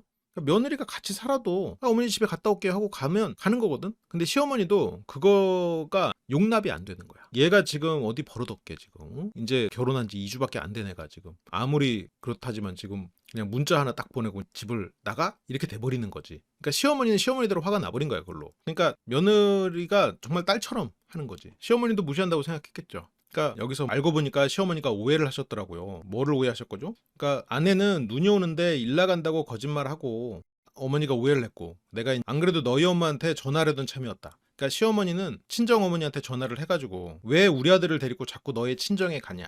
그러니까 시어머니는 둘이 간 줄 알았던 거지. 이런 걸 보면 며느리랑 시어머니랑 닮았어. 이게 참 아쉬워요. 속상하거나 서운할 수 있는 부분이지만 넘어갈 수도 있는 부분들이거든요. 근데 이제 남편은 아니 어머니가 오해한 게 아니라 지금 잘못 알고 있는 거고 어머니가 한 말은 시어머니가 있는데 인사도 없이 아침에 밥을 먹고 가도 되는데 그렇게 그냥 가버린 게 그게 예의 없는 행동이었다. 라는 거지. 그렇게 결혼하자마자 지금 그렇게 예의 없이 굴어도 되냐라는 게 그걸로 이제 터진 거야. 그러니까 어쩌면 아내는 열심히 노력했는데 딸처럼 굴려고 노력했고 시어머니는 지금 아들들하고 살면서 굉장히 수직적인 분이었을 수도 있겠죠. 그러니까 여기서 이제 시어머니는 얘네들이 친정을 가려고 나한테 거짓말을 했구나. 이렇게 예의 없이 그냥 말하고 가도 되는데 이러면서 화가 더 났겠죠. 설날 아침이었나? 공휴일이? 이때 1월 27일 뭐 이러니까 설날이었을 수 있겠구나. 설 아침에 인사도 없이 문자 하나만 뜩 보내고 친정 갔다 올게요 하고 나가버리니까 오해가 쌓이고 화가 났겠구나. 근데 아내는 그러니까 기본적으로 사회생활이나 어른을 모시거나 이런 본 적이 없기 때문에 잘 몰라요.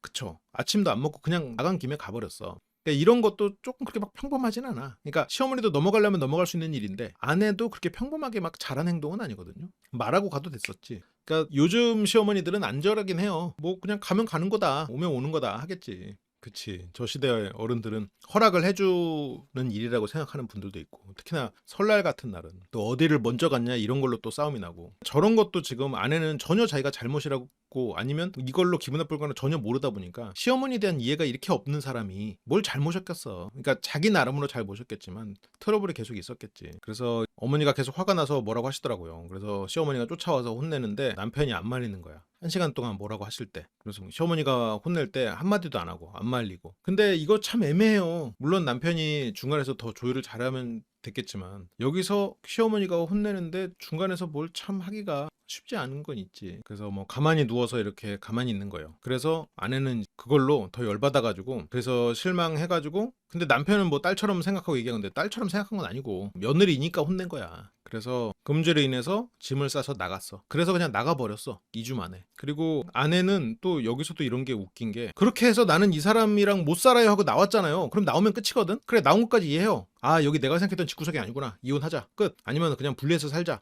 나 시어머니 안 본다. 끝. 근데 여기서 아내가 하는 말이 진짜, 이건 진짜 애 같은 부분이 이런 건데, 남편이 쫓아나와서 달래줄 거라고 생각했지만 이래. 남편이 내 편을 들어주고 나를 쫓아나와서 달래줄 거라고 생각하는 게, 이 사고방식이 진짜 애 같은 사고방식이거든요. 이게 너무 애 같게 과감하게 야 이건 아니다, 발 빼야겠다 할 수 있어요. 결혼한 지 지금 2주밖에 안 됐는데 1시간 동안 예를 들어서 뭐 잔소리를 하는 거, 아우 나 그리고 우리 집 문화는 굉장히 자유로워서 이렇게 뭐 문자 하나 주고 갈 수도 있는데 이거는 내가 용납이 안 된다 할 수 있거든요. 근데 여기서 이 사고방식이 어리다는 거지. 그래서 뭐 달래기는커녕 아내에게 막말을 했던, 우리 엄마가 병원 얼마나 다니는 줄 아냐고 그랬다고. 근데 남편은 뭐 당신이 안 나갔으면 문제가 없는데, 그래서 처음부터 장모님 댁에 가지 않았으면 어머니가 화낼 일 없다. 그러니까 아내는 자기가 가게 생겼으니까 갔다는 거죠. 그러니까 아내는 친정에 자주 가겠다고 결혼 전부터 약속을 했고, 근데 그게 또 설날 아침에 어머니 얼굴도 안 보고 간 게 이제 옛날에 보수적인 어머니는 용서가 안 됐고, 내가 생각해도 그렇게 빨리 갈 필요가 없었거든. 뭐 장모님이 위독하신 것도 아니고. 근데 아내는 이제 어머니가 투석을 되게 오래 했고 40년 전께 투석 받으면서 고생을 하셨지. 그러니까 고생하는 어머니를 옆에서 보면서 아내는 마음속에 그런 아까 이제 부정적인 감정들이 계속해서 쌓여왔을 수 있겠죠. 40년 넘게 투석을 받았으면 아내의 인생 전부네요. 아내가 살아있는 동안 내내 어머니가 투석 받으면서 그렇게 병마와 싸우는 거를 평생을 봐왔겠군요.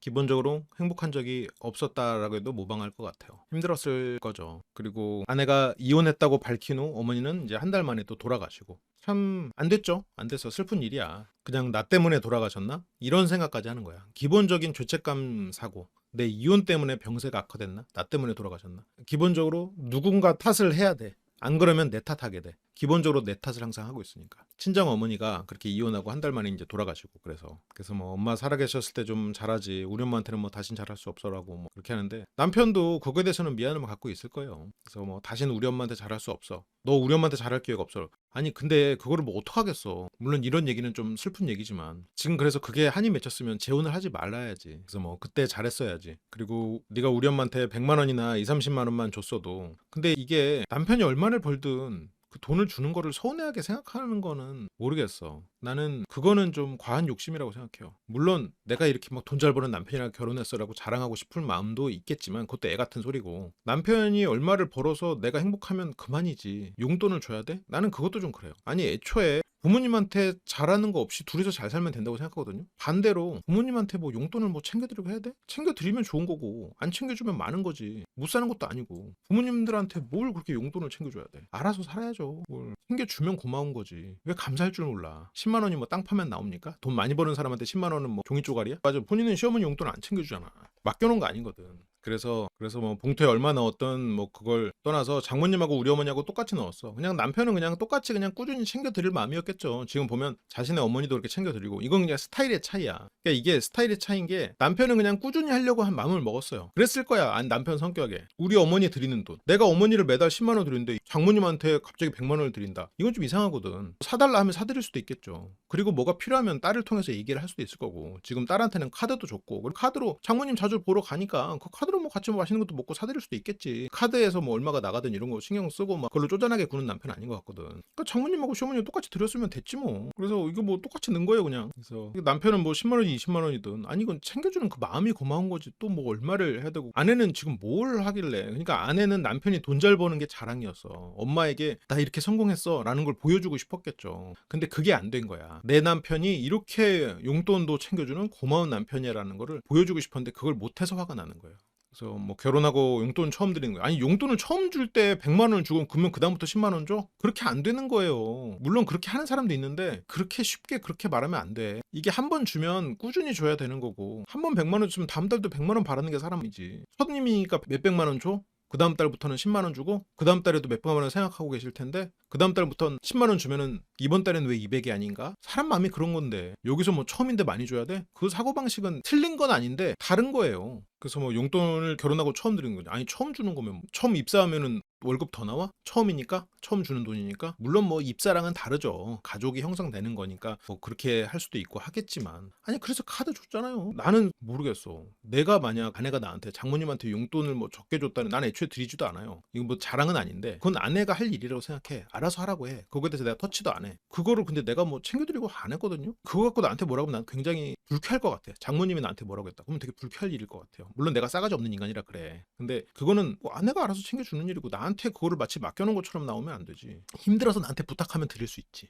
당연히 그렇다면 기꺼이 드리지. 더 많이도 드리지. 손해보는 거 괜찮아. 그런 건 아무 걱정 없어. 근데 그것도 아니고 내가 돈을 버니까 당연히 줘야 되는 것처럼 말하면 그거는 용납할 수 없어. 돈을 아무리 많이 벌어도 따로 안 챙기는 사람도 많아요. 그래 맡겨놨다는 느낌이 진짜 기분 나쁜 거야. 그래서 뭐 돈을 많이 들이면 장모님도 부담스러울까 봐. 그래서 뭐 천천히 하려고 그런 거야. 아니 그래 천천히 하려고 그럴 수도 있고 지금 남편의 행보를 보면 막 돈 갖고 쪼잔히 구는 사람 아니에요. 처음에 보자마자 결혼도 하지 않은 사람한테 옷 사입으라고 카드 줬어. 아니 그런 사람인데 뭘 그렇게 돈 갖고 그랬다고 그걸 또 서운해해. 받은 카드로 엄마랑 같이 모수 갔다 오면 되잖아. 그거를 왜 받은 거는 생각 안 하고 받지 않은 것만. 심지어 그것도 받은 거야. 10만 원 받은 것도 받은 건데 적게 받은 것만 생각해. 이게 참 웃긴 거야. 크게 받은 건 생각도 안 하고 적게 받은 것만 생각하면서 그거 가지고 상대를 비난해. 자기는 준 적도 없으면서. 이게 사람이 불행해지는 비결입니다. 내가 가진 단점에만 집중하고 있는. 불행해질 수밖에 없죠. 내가 크게 받은 거는 신경 안 쓰고 작게 받은 것만 신경 써. 작게 잃은 것도 아니야. 작게 받은 것만 신경 쓰니까. 이러면 사람이 어디까지 불행해질 수 있을까? 이런 사고방식으로. 그래서 뭐 너는 하루에 70만 원씩 버는데 10만 원이 뭐야? 아니 하루에 70만 원을 벌든 하루에 7천만 원을 벌든 얼마를 주는 거는 주는 게 감사한 거지. 지금 뭐 11조 내야 돼요? 아니에요. 아니 이 사람이 뭐 이게 돈을 안 벌어본 사람이라 돈 무서운 줄 모르네. 처음에 한 번 많이 주면 사람 심리가 계속 받고 싶은 게 사람 심리인 거고 돈을 안 벌어보니까 이게 문제가 있네. 남의 돈을 쉽게 알아. 돈 많이 버는 사람의 돈은 종이 조각인 줄 알아. 이게 스스로 피땀 흘려서 안 벌어보니까 모르는 거야. 그래서 아무튼 아내는 첫 용돈의 액수가 섭섭했던 아내인데 용돈을 받은 것 자체가 감사한 거고 아니 첫 선물로 그냥 작은 뭐 옷 같은 거 선물해 드릴 거는 내복을 선물해 드릴 수도 있는 거고 그건 뭐 선물하는 사람 마음이지. 그거를 적다고 난리치면 돼? 진짜 이건 20살 여자애들이 곰인형 선물 받아놓고 그 곰인형 칼로 찢어가지고 속에 뭐 딴 거 선물 없나 뒤져보는 것 같았고 아니 곰인형만으로 감사한 거지. 그것도 어쨌든 선물 받은 거잖아. 고마운 거지. 그냥 마음이 고마운 거지. 이거 살려고 어쨌건 추운데 나갔다 왔을 거 아니에요. 그게 고마운 거지. 이거밖에 안 줘? 화이트데이라고 진짜로 사탕밖에 안 줘? 화이트데이 때 가장 받기 싫은 선물 1위가 사탕이라며. 사탕은 뭐 땅 파면 나오냐? 그러니까 뭐 남편 월급은 1,500만 원 왔다 갔다. 돈을 잘 버세요 아주. 고소득자야. 그러니까 1,500만 원이나 버는데 10만 원밖에 안 줘. 아니 얼마를 벌든. 그러면 이게 부모 마음이 잘 버는 사위니까 내 딸이랑 잘 살겠거니 아유 다행이다 감사하게 마음으로 사는 거지. 딸이 그렇게 난리치는 거는 이거는 그래서 이혼하고 참 현명하지 않은 거예요. 일반인은 제끼죠. 제끼시는 분이에요. 그래서 특수기술이어가지고 그리고 또 상가 임대 수입도 있으시고 열심히 살아오셨어요. 그러면서 이왕이면 딸이 멋있는 남자 만나면 엄마도 기쁘실 거 아니에요. 좋은 남자 만나면 엄마도 기쁠 거다. 아니 멋있는 사람은 용돈 많이 주는 사람이에요? 멋있는 사람은 그 사람의 인생이 멋있는 거지. 용돈을 많이 줘서 멋있는 게 아니에요. 왜 이렇게 애같이 굴어요? 용돈 많이 주면 멋있는 사위 돼? 아니지. 그냥 잘 살아왔고 경제적으로 풍족하고 그러면 그런 거지. 그래, 이 남편이 뭐가 짜네. 본인 인생보다 지금 앞으로 이대로 둘이 이혼하면 삶으로 살면 남편은 빵빵하게 살아요. 걱정하지 마요. 되게 마음 편하고 좋으실 거예요. 용돈을 받아서 마음 편한 게 아니고 그런 남자랑 안정적으로 결혼한 삶을 살아서 마음이 편한 거예요. 근데 본인이 그걸 깨고 나왔고, 물론 그걸 깨고 나온 이후에는 시어머니의 과도한 개입이 있었죠. 나도 그거는 참 안타깝게 생각해요. 문제가 있었다고 생각해. 근데 또 재혼을 했잖아요. 그래서 뭐 아픈 엄마의 걱정을 덜고 싶어 남편 자랑을 많이 해놨어. 아픈 엄마의 걱정을 덜고 싶어서 진짜 저게 심한 사람이었으면 2주 만에 집에 못 가죠. 엘리베이터에서 남편이 잡아주길 기다리면서 그래도 돌아서 버리지 못하지. 40대에 엄마 걱정하는 사람이 2주 만에 그렇게 돌아오지 못하죠. 거기서 이도저도 못하고 고민을 하겠지. 남편이랑 싸워서라도 그 집에서 따로 나오자라고 하든가 뭔가 방법을 찾으려고 최소한 더 노력했겠죠. 자신의 엄마한테 자랑을 해놓은 상태. 이런 것도 굉장히 애 같거든요. 엄마한테 자랑해. 그리고 아까도 내 편을 안 들어준다고 뭐라고 해. 집을 나가는데 남편이 안 잡아줬다고 뭐라고 해. 이런 것들이 전부 다 너무 이 내용만 들으면 20살 애들 같아. 너무 어린 시절에 결혼하셨나 싶을 정도로 같아. 근데 이분들의 비주얼을 보면 전혀 아니죠. 죄책감이 있어서 남 탓을 하는 거예요. 그 프로세스가 있어요. 기본적으로 죄책감의 정서가 깔려있는 사람은 남 탓을 많이 해요. 왜냐면 기본적으로 죄책감이 있고 내 탓을 하고 있기 때문에 누가 내 탓하는 걸 못 견디는 거예요. 누가 혹시 야 네가 이거 좀 할먹 거니? 아니야, 이거 제가 그랬어요. 자기가 조금이라도 이 죄책감을 더 얻는 거를 너무너무 두려워해. 경계해. 그래서 죄책감의 정서가 깔려있는 사람들은 남 탓을 하는 것으로 그것을 해소하는 경우가 많아요. 남편은 양가 어머니께 공평하게 10만 원씩 드렸는데 뭐가 문제야. 그래서 아내 주장은 돈도 잘 버는데 첫 용돈 10만 원은 너무하다. 받고도 작게 받은 거 가지고 뭐라고 하는, 이건 진짜 불행의 씨앗이거든요. 근데 남편은 차츰차츰 지내면서 더 잘할 수 있는 기회가 있었는데, 그래요, 카드도 아내한테 줬잖아. 아내한테 그런 최소한의 묻지마 카드를 줬잖아요. 경제권을 줬잖아. 경제권 전부를 준 건 아니지만 아내가 생활하는데 편하게 하라고, 옷도 네 맘대로 사라 다 했잖아요. 뭐 아내는 얼마든지 할 수 있거든요. 근데 2주 만에 아내가 박살냈다. 그래서 더 잘할 수 있는 기회를 놓쳤다. 근데 여기서 소장훈 씨도 웃긴 게, 아니 본인은 과거에 전 장모님한테 얼마를 드렸길래 이렇게 말씀하시는지 모르겠는데, 아니 첫 용돈을 얼마를 드려야 되는데 그러면 드리는 게 정해져 있어요? 근데 10만 원은 조금 섭섭했을 것 같기도 한데 왜 남의 돈은 얼마를 드려야 되는데, 그건 그 사람 마음이죠. 줘도 그만이고 어디서 누가 주게 돼 있나. 누가 주래요? 그건 자유지. 본인 마음이에요. 매달 10만 원을 주게 될 수도 있는데 적은 돈 아니에요. 감사한 일이지. 용돈 주는 사위라니 그것만으로도 감사한 일이지. 근데 서장훈 씨는 뭐 처음에 아내 만나서 카드 줬던 것처럼 장모님한테 그렇게 잘했으면 말을 해요. 딸한테 카드 준 게 장모한테 잘하는 거예요. 이걸 왜 분리해서 생각해. 아니 당신 딸에게 카드를 준 게 당신한테 잘하는 일이에요. 딸한텐 카드 주고 장모한텐 용돈까지도 두둑하게 챙겨줘야 돼? 아니 그 사람 딸한테 잘해주고 카드 줬으면 된 거지. 그 딸이 알아서 하겠지. 뭐 얼마를 챙겨줘야 되는데. 그 딸을 챙겨주는 게 결국 부모를 챙기는 거야. 나는 내 자식 챙겨주면 그게 날 챙겨주는 거라고 생각하지. 이건 말 그대로 그냥 비판을 위한 비판밖에 안 되는 거예요. 이건 엄마한테 자랑하려고 그러는 거야 지금 아내가. 그래서 뭐 만난 지가 얼마 안 돼서, 그러니까 서정훈 씨가 자꾸 뭐 여기도 만난 지 얼마 안 됐는데 줬잖아요. 아 그래, 여기는 아내들 사람이고, 그리고 여기한테 준 돈이 장모님한테 드리는 돈이고, 그건 앞으로 이제 꾸준히 말 그대로 가족 바깥으로 나가는 돈이잖아요. 물론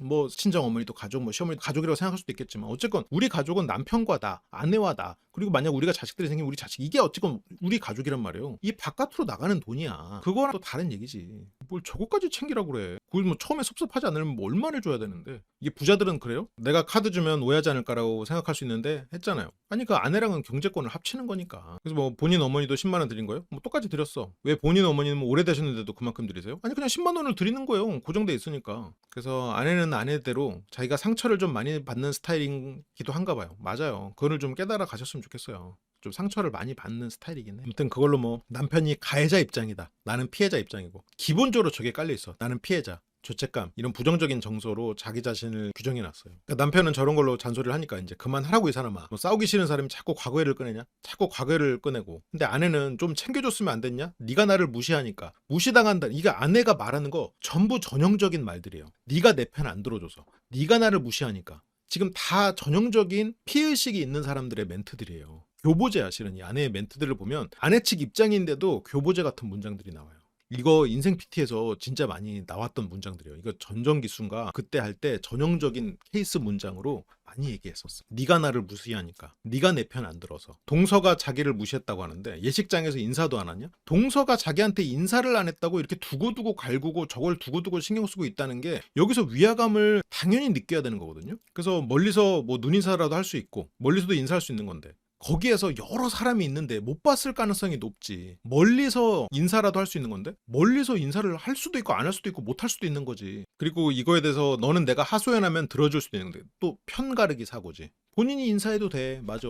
지금 여기서도 굉장히 위화감이 느껴져야 되거든요. 아마 느껴지셨을 거예요, 여러분들도. 여러분들도 결혼식 하셨을 때 돌이켜보면 정신없어요. 누가 나한테 인사했는지 애매하단 말이야. 근데 그게 꽂혀 있으니까 보이는 거야. 그래서 나한테 막 성질을 막 내고, 아니 아내가 말도 안 되는 걸 가지고 자꾸 트집을 잡으니까 성질을 내는 거지. 공감은커녕 동서를 감싼 남편. 자막도 참 가관인데 뭘 또 감싸요. 감싸고 편들고 그리고 무시했고, 이 프레임들이 전부 다 피해의식의 프레임이거든요. 지금 동서가 인사는 왜 안 하신 거예요? 그러니까 벌써 이거를 사실로 규정해버리면 이거 얘기가 논리적으로 흘러가지가 않아요. 남편분 인사 안 한 사람이 누가 있겠어요? 그러니까 이 남편 쪽은 인사하는 사람이 누가 있겠어요. 인사를 안 한 거는 뭐 이해가 안 간다. 근데 여기서 진짜 서장훈 씨 오늘 왜 이러는지 모르겠는데 좀 이상한 게, 이런 것도 그런 일이 있었든 없었든 내 아내가 먼저야 하는데, 그러면 뒤에서도 아내한테 뭐라고 하지 말지. 그러면 이혼숙녀 캠프에서 지금 할 말이 뭐가 있어요? 전부 아내가 먼저라고 하면. 지금 아내가 지금 이성적으로 사과하지 않고 피해의식에 있는 상황인데 지금 이렇게 상황들을 앞뒤를 봐주면, 여기서도 그런 상황에서 아내가 먼저여야 돼? 지금 동서를 그러면 뭐라고 해? 뭐라고 해 그러면 동서한테? 아내가 말한 대로 그러면 동서한테 가가지고 따져? 뭐라고 따질 건데? 이거는 지금 애초에 아내보다 원가족이 우선 그런 상황이 아니잖아 지금. 그래서 뭐 제일 먼저 그러면 뭐 편을 들어줘야지. 뭐 아내 편을 좀 들어줘야지. 아니 뭔 상황을 파악하고 들어줘야지. 근데 남편은 아니 객관적으로 들어봤을 때 객관적으로 들어볼 필요도 있는 거 아니에요? 서장훈 씨 지금까지 항상 그래 왔잖아요. 객관적으로 들어보고 판단했잖아. 왜 남은 그러면 안 돼? 왜 남은 객관적으로 들어보고 판단하면 안 되고 일단 그냥 다 편을 들어줘야 되지? 서장훈 씨도 그렇게 못 하잖아요. 그렇게 안 하잖아요. 이성적인 사람이잖아. 근데 갑자기 왜 이래? 이번 회차에서 좀 이상했어요. 물론 뒤에서 반전을 만들고 일부러 그러신 건 알겠는데 그래도 여기서 좀 이상해. 그래서 아내한테는 객관적일 필요가 없죠. 그래요? 그러면 아내한테는 무조건 편만 들어주면 되는 거야? 아내가 무슨 말을 하든? 이런 식으로 결혼 생활하면 안 돼요. 서로가 객관적인 시각으로 바라볼 수 있어야지. 이런 식으로 부부한테 솔루션 주면은 안 돼. 그러면 지금 물론 뒤에서 아내의 입장에 보면서 그때 이제 다시 이성적으로 하지만, 지금 객관적으로 판단을 하고 서로가 이성적으로 대해야지. 여기서 한쪽에서 이성적이지 않은 말을 하는데 객관적일 필요가 없어? 무조건 편 들어줘야 돼? 세상에 이런 조언이 어디 있어요. 이거는 정말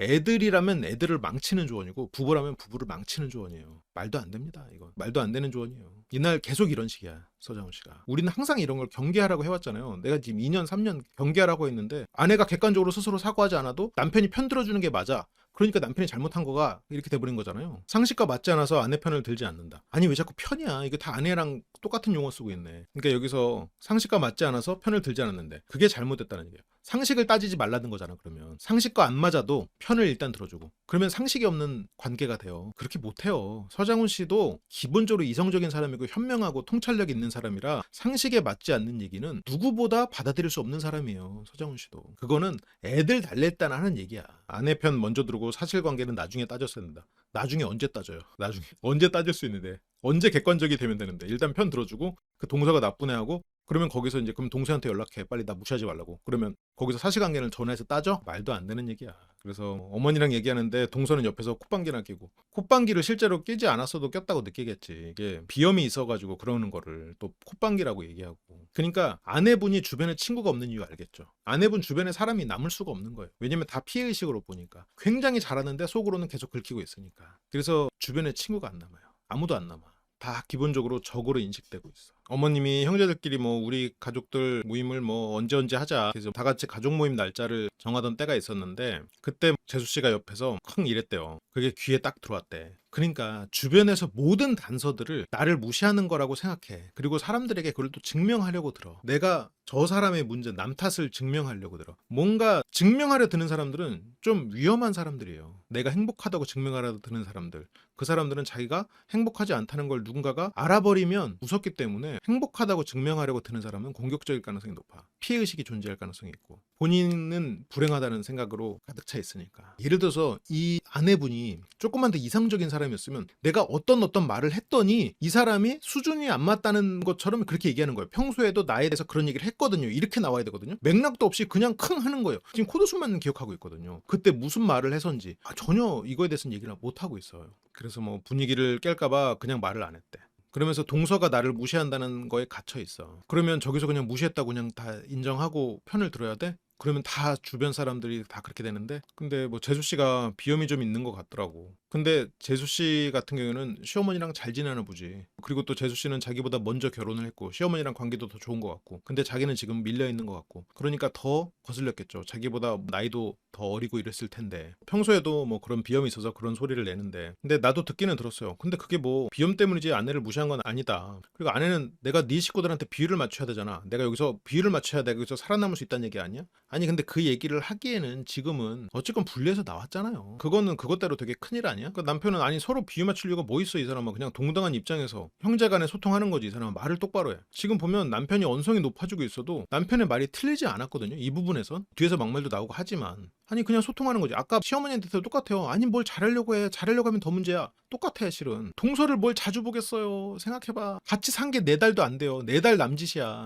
3년간 4달 남짓 같이 살았는데 동서를 봐봤자 뭐 얼마나 자주 바꿨어. 처음에 그 살아봤자 2주 같이 살았었고 그렇게 봐봤자 별로 안 본 거지. 이 사람 가족 간에 무슨 상하관계가 있냐. 지금 남편이 하는 말이 지금 틀리지 않았거든요. 가족 간에 무슨 상하가 있냐. 무시하고 말고가 뭐 있냐. 근데 아내는 지금 내가 동등한 입장이냐 지금. 벌써 본인은 높지 않아.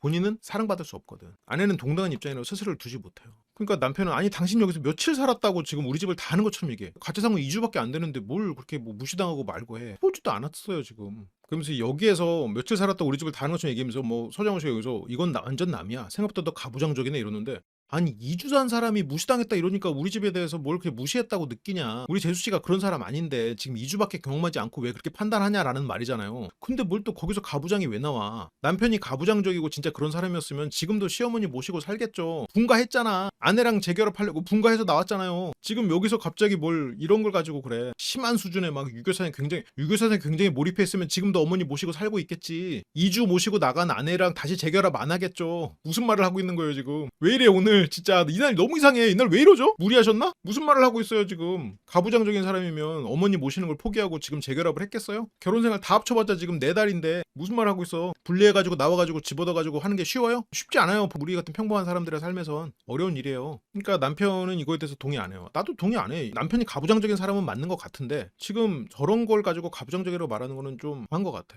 마음을 열어놓고 살고 있거든요. 왜냐면 남편은 지금 아내를 위해서 나이 50에 그동안에 살아오던 어머니의 삶을 포기하고 나왔고 그래서 뭐 여기서 이제 이해가 안 가지.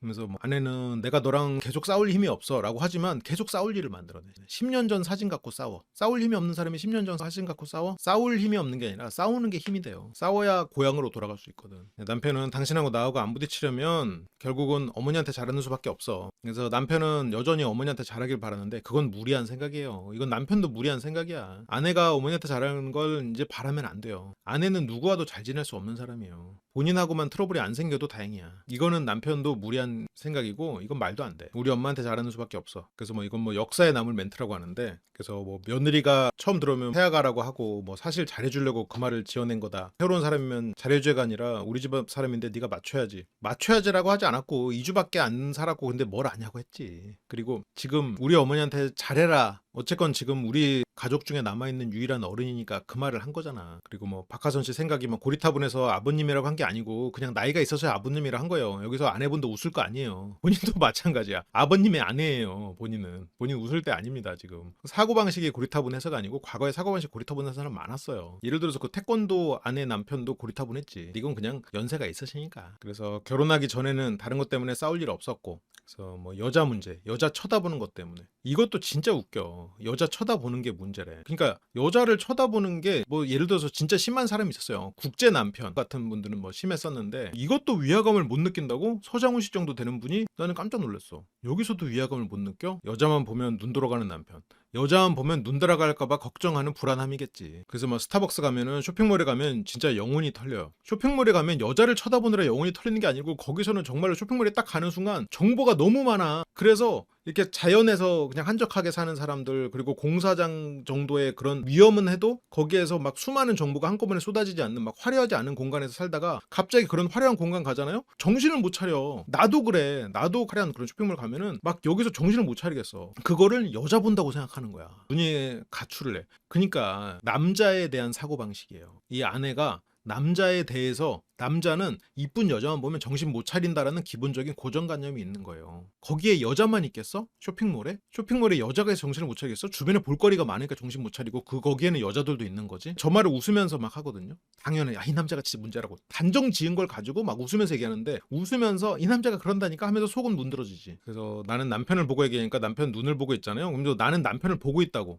아니 남편이 눈이 다른데 볼 수 있지. 그러니까 여기서 이게 지금 쇼핑몰인 것 같은데 쇼핑몰에서는 주변에서 들어오는 정보가 많으니까 당연히 눈이 여기저기 돌아가고 정신 못 차리지. 이때 남편 보니까 여기서 갑자기 도시적인 데 나오고 이러니까 당황하고 정신 못 차리는 것 같더만. 그리고 이렇게 가다가 이렇게 침 삼키고 혀를 입술 닦는 거는 나이 들면 건조해지니까 그런 거지. 그래서 아니 자꾸 왜 이렇게 쳐다봐? 아니, 어딜 쳐다본 줄 알고요. 아니 왜 여자를 쳐다봤다는 말을 고지고대로 듣고 왜 여자를 쳐다봤냐고 그런 식으로 얘기해. 근데 얼굴은 가만히 있는데 눈이 계속 돌아가던데요. 아니 눈이 계속 돌아가지. 그러면 쇼핑몰에서 그냥 앞만 보고 가? 주변에 뭐가 있는지 보면서 가는 거지? 눈이 계속 돌아가면 안 돼? 왜 이래요 오늘? 눈이 돌아가면 안 되는 거야? 쇼핑몰에 가서? 갑자기 평소에는 공사장에서야 뭐 너 앞에만 보지만 갑자기 여기도 재밌는 거 저기도 재밌는 거 여기는 막 네온사인 저기도 막 네온사인 그리고 밖에서 못 보던 막 신기한 그런 패션의 사람들 막 신기하니까 막 보는 거지. 아니 그러면 안 돼? 이게 당연한 거 아니야? 그러니까 여기서 남편도 답답하니까 아니 좌우를 살피기 때문에 보는 거지 이렇게 가는 거지 뭐 그냥 가는 사람이 누가 있습니까? 근데 여기서 서장훈 씨는 또 이것도 반박을 하는데 보통 길을 걷는다고 하면 그냥 이렇게 가죠. 아니 그거는 길일 때나 그렇지 여기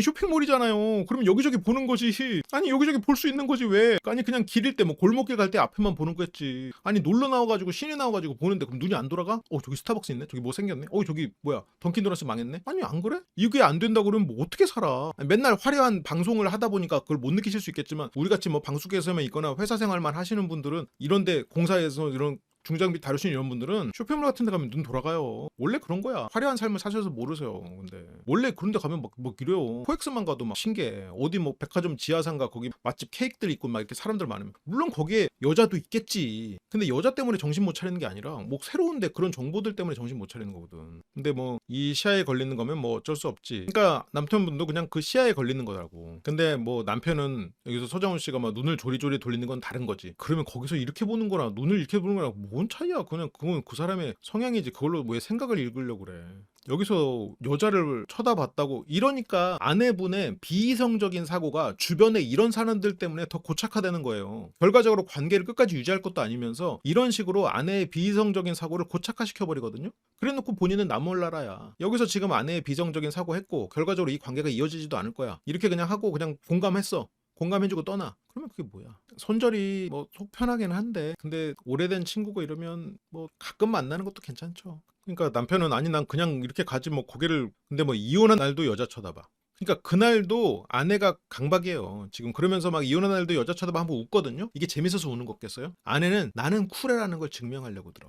그래서 이혼 대기실에서 들어갔다 나오고 차례가 되고 아니 거기서 이렇게 하다가 다른 커플들 가거나 이러면 다른 여자분 가면 이렇게 볼 수 있지. 저런 사람도 이혼하고 저렇게 젊은 친구도 이혼하네. 사람이 그럴 수 있죠. 그거를 왜 다른 여자를 무조건 쳐다본다고. 문제가 있어요. 이게 스스로를 괴롭히는 일이야. 근데 주변에서 저런 비이성적인 사고에 자꾸 기름 부어주면 그 독이에요. 당장 눈앞에서 공감을 해주는 게 좋은 일 같지만 공감 중에는 그 사람을 나락으로 빠뜨리는 그런 독 같은 일들이 많아. 지금 오늘따라 이상하게 이날은 패널들이 그런 독을 붓더라고요. 옆에서 이쁜 여자가 나오더라고요. 세련되게 이뻤어요. 본인이 봤잖아요. 본인이 그 여자보다 본인이 부족하다고 생각했잖아요. 본인은 꾸밀 자격이 없다고 스스로를 안 꾸미고 있지만 꾸미는 여자들을 본인이 쳐다보고 신경 쓰잖아요. 본인이 질투심을 느끼는 거예요. 그래서 그 여자를 이 사람이 쳐다볼까봐 이 사람이 저렇게 이쁜 여자한테 떠날까봐 불안한 거잖아요. 자기 자신을 사랑하지 못하니까 자기 자신을 못 꾸미면서도 정작 꾸미는 사람을 보면은 부럽잖아요. 그 사람을 더 신경 쓰잖아요. 본인의 젊은 시절이 아무런 사랑도 못하고 지나가 버린 그거에 대해서 후회와 회한이 있잖아요. 자기 자신을 사랑하지 못하니까 쟤네들이 더 사랑받을 거라고 생각하면서 질투하잖아요. 그러니까 그 사람을 먼저 쳐다보잖아. 그리고 남편도 저 사람을 쳐다봤겠거니 생각하는 거잖아요. 얼마나 힘들겠냐고.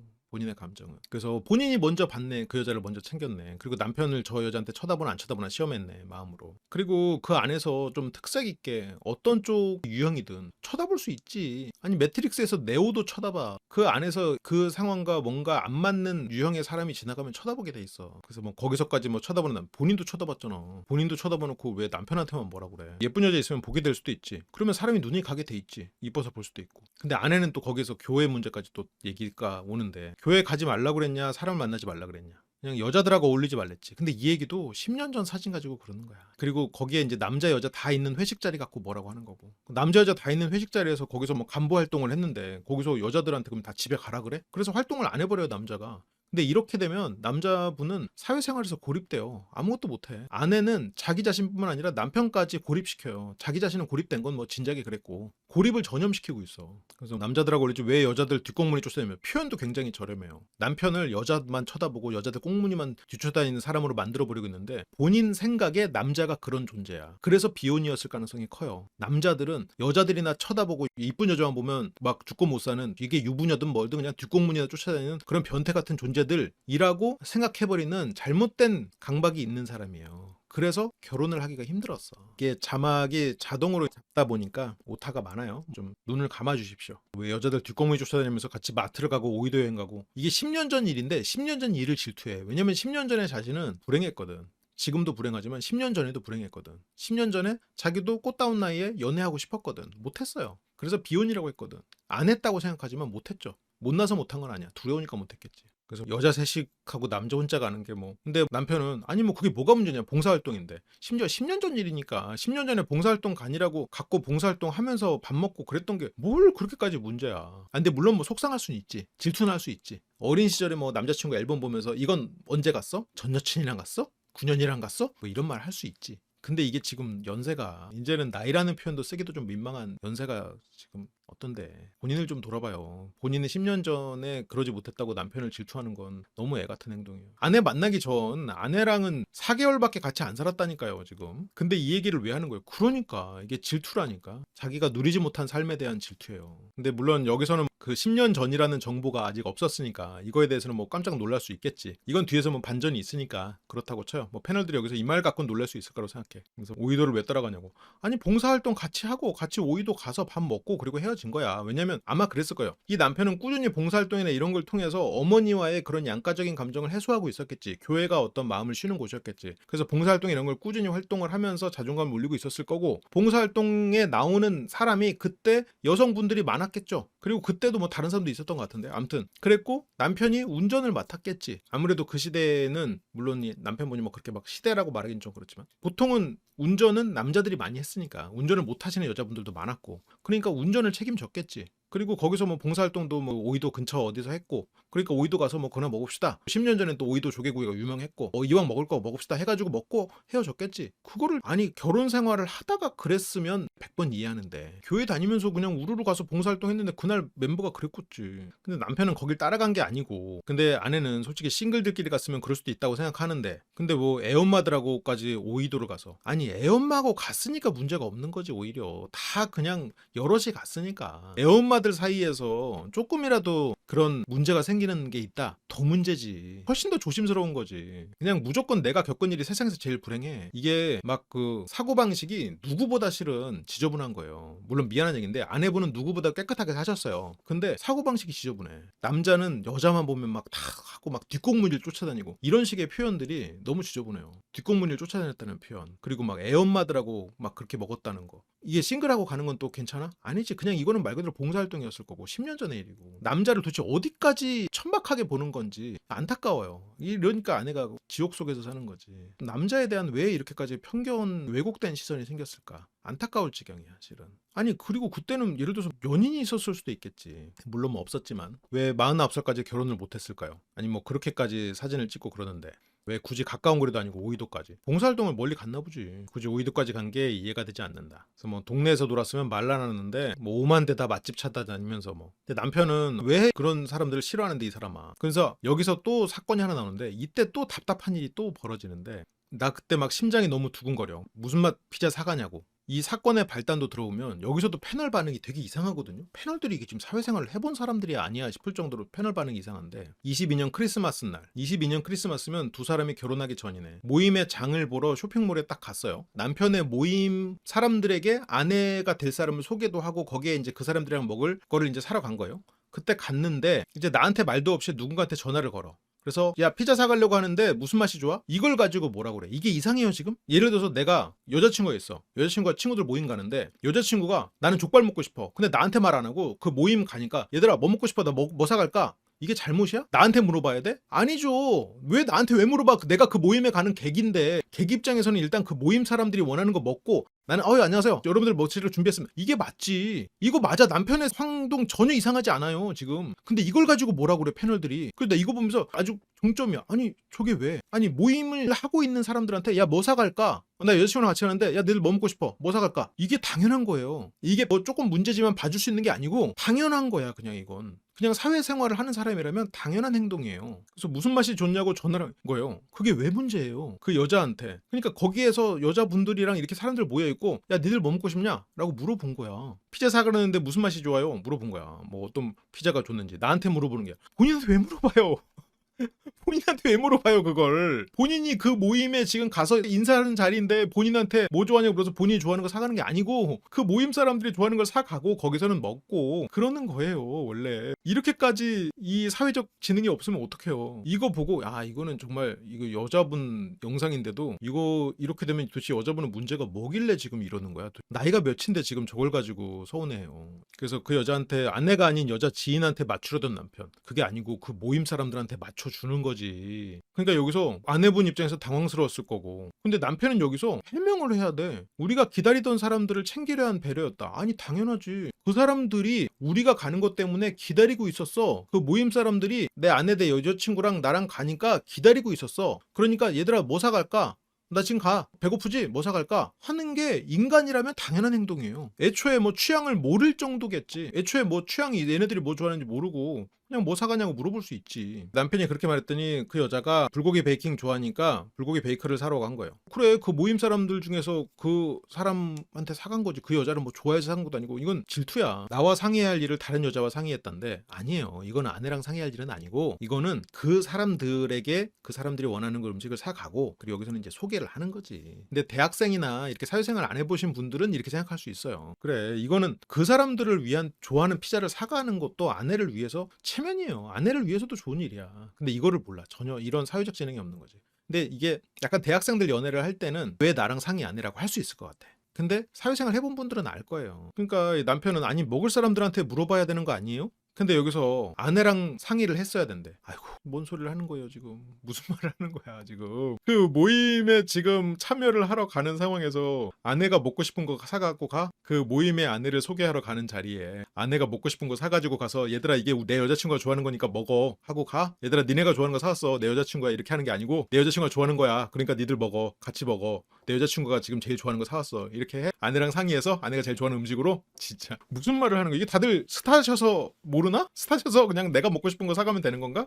지금 무슨 말을 하는 거예요? 지금 이걸로 사회생활을 배우신 분들 큰일 나겠네. 여러분들 모임 갈 때 그래요? 여러분들 모임에 여러분들 애인을 데리고 갈 때 애인이 먹고 싶은 거 사가지고 가서 사람들 안아줘요? 아니 그 모임에서는 그 모임 사람들이 좋아하는 거 니들 피자 좋아하지? 피자 사왔어. 짜잔 내 여자친구야. 짜잔 내 남자친구야. 하는 거지. 남친과 니들이 좋아하는 피자 샀어라 하든가.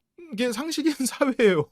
뭐하러 그렇게까지 연락을 해요. 그래도 서장훈 씨가 어쨌건 이해는 된대. 그래서 뭐 중요한 거는 아내 입장에서 다른 여자 교인분들하고 같이 어울리는 게 싫다. 그러면 안 하면 되는. 그래서 못하고 있습니다. 물론 그게 안 나왔기 때문에 패널분들이 지금 몰라서 이러시는 것 같기는 해요. 그래서 지금 뭐 활동이나 그런 것도 다 줄어들었어요. 그래서 불필요한 행동으로 긁어부스럼을 만드는 상황이다. 근데 이때는 아내가 그런 마음인지 몰랐어. 이게 2022년 크리스마스이기 때문에 결혼하기 전이었거든. 아내가 그런 속성의 사람이라는 걸 몰랐지. 근데 그런 속성의 사람이어도 지금 남편은 아내를 굉장히 귀여워해요. 그래서 지금은 이혼하긴 힘들고 여기서 이제 조금 봉합이 되고 시간이 흐르고 힘들면 끝날 수도 있겠지만 그냥 그때는 이제 또 정으로 상으로 가를 수도 있는 거고. 그래서 여기서 굳이 어울릴 필요가 있겠냐. 근데 뭐 줄을 막 많이 서 있었던 거야. 다른 거 사가지고 결국 피자는 못 사고 케이크와 빵을 그냥 사갔어. 그래서 결국 피자를 못 사갔어. 그랬더니 약간 투명인간 취급하는 거예요. 아니 뭘 또 투명인간 취급했겠어. 이때가 처음인데 지금. 처음 데리고 온 사람인데 그냥 어색하고 서먹하니까 그들끼리 더 친하게 어울렸겠지. 그러니까 저런 사고방식, 기본적으로 피해의식이 있는 거. 주변 사람들이 다 무시하고 특히 여자들, 신경 쓰는 여자들이 다 자기를 투명인간 취급하고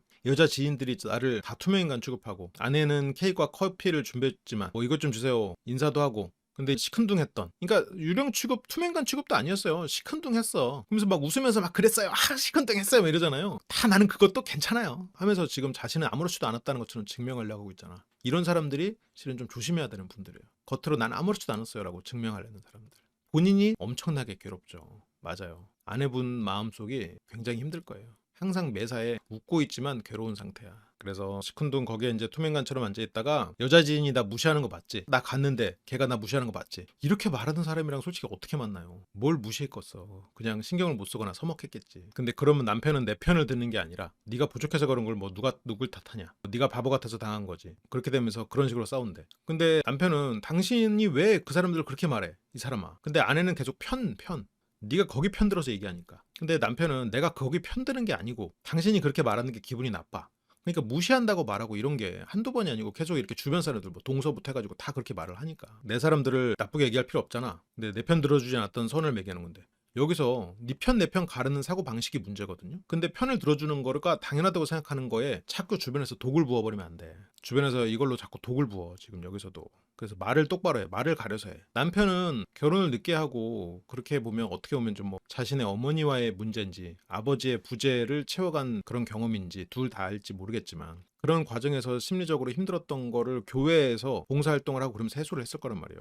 그러니까 그 사람들에게 의지하는 마음이 있어. 남편의 삶이라고. 근데 남편의 삶은 다 부정이야. 그냥 질투 때문에 남편의 삶을 다 부정해버려요. 그래서 아내가 우리 모임에 들어왔잖아요. 들어오려는 찰나잖아요. 그러니까 우리 모임에 들어왔으니까 아내가 노력을 해야 하는 것이 내가 얘기하는 게 그거다. 아니 그건 맞죠. 모임에 안 들어와도 돼. 안 가도 돼. 근데 갈 거면 아니 그 모임에서 맞춰야지. 그 모임에서 그러면 아내를 맞춰줘요? 그건 당연한 거지. 이건 성인이라면 당연한 거죠. 어떤 모임에 들어가려면 내가 그 모임에 맞추는 거고 가보고 남편한테 아유 난 거기 못 가겠다. 당신 뭐 가든가 해라 하든가 둘 중에 하나인 거지. 남편을 못 가게 하거나 그 사람들을 비난해서는 안 되지. 그래서 남편은 내가 이제 그걸 지적하면 자기 편 안 들어준다고 그렇게 얘기를 해요. 근데 뭐 서장훈 씨 뭐 내 사람들이 누구냐고요 뭐 이렇게 하면서 나와 관계된 사람들, 아내도 내 사람을 알면서 주변 사람들만 챙긴 남편이라고 하는데 아니 근데 아내가 그 모임에 지금 들어가려고 하는 상황이었으니까 그런 거지. 그런데 무시당한다고 뭐라고 하니까 그런 거지. 그냥 맥락 싹 끊고 내 사람이라는 말 하나만 갖고 뭐라고 하면 어떡하냐.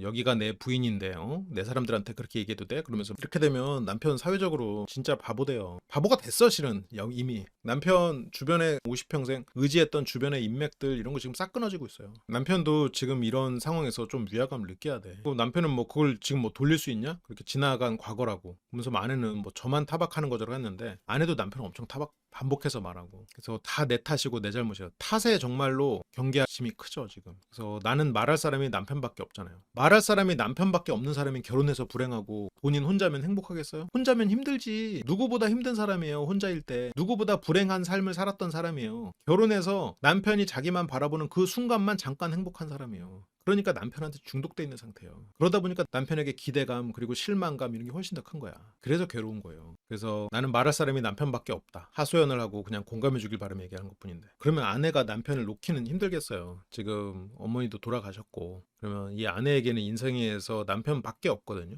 그래서 쉽지 않을 것 같아요. 그러면 아내가 작은 감사함이든 큰 감사함이든 감사한 거 위주로 생각을 해야 될 것 같아. 그래서 나의 아픔을 이런 게 공감이 안 되나요? 아니 공감이 좀 이성적으로 생각했을 때 공감이 돼야 되는 거지. 왜 이렇게 자기 연민이 심해요? 자기 연민이 심한 사람을 공감해 주는 건 그 사람을 진짜 잘못되게 만드는 거예요. 지금 아내가 공감을 바라지만 아내가 지금 이런 상황에서 아내를 공감해 주는 사람은 아내를 망치는 사람이에요. 아내는 뭐 CCTV 보자니까 남편은 뭐 없대. 당신이 알 필요가 뭐가 있어?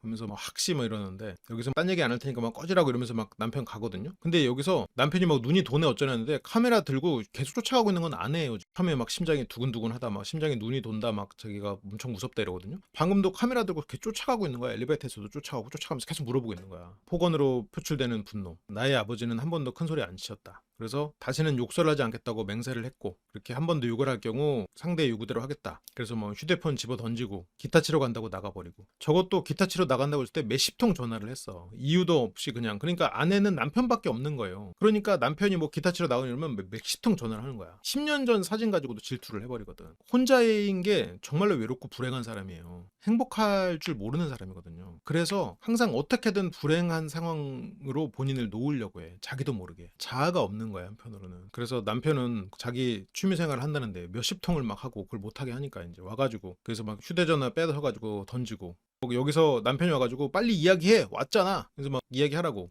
근데 막 하지 말라고. 근데 막상 여기서도 아내도 참 안 된 게 남편하고 계속 얘기하고 싶어요. 자기 곁에 없으면 뭐 못 견뎌요. 이런 사람이 어떻게 그렇게 혼자 사셨을까요? 생각할 정도로. 그렇게 오랫동안 억압된 외로움이 있는 거예요. 그래서 전화했잖아. 그래서 여기서 남편이 호통이 욕설을 한 것도 아니에요. 내용만 텍스트만 보면 전화 여러 번 했잖아. 나 왔어. 뭐야 얘기해. 물론 이걸 너무 심하게 얘기했지, 소리를 지르면서. 아내분이 만약 상담하러 오시면, 우리 채널을 아는 상태에서 오시면 난이도가 높진 않아요. 근데 어떤 개선이나 이런 거는 오래 걸려요. 그리고 여기서는 만약 아내분이 심리 대화를 계속해서 들어오시고 나에 대한 믿음이 있으면 난이도가 높은 상태는 아니에요.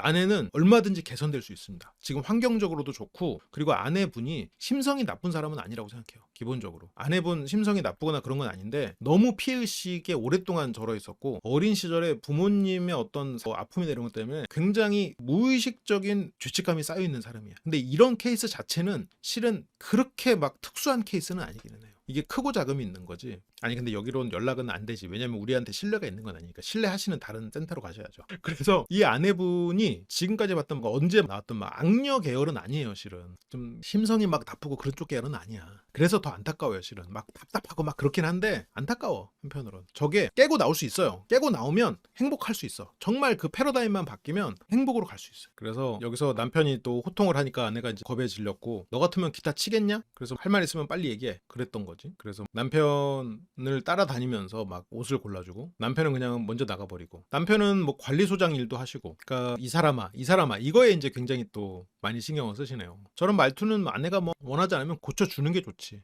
그래서 지금은 되게 부드러졌고 그나마.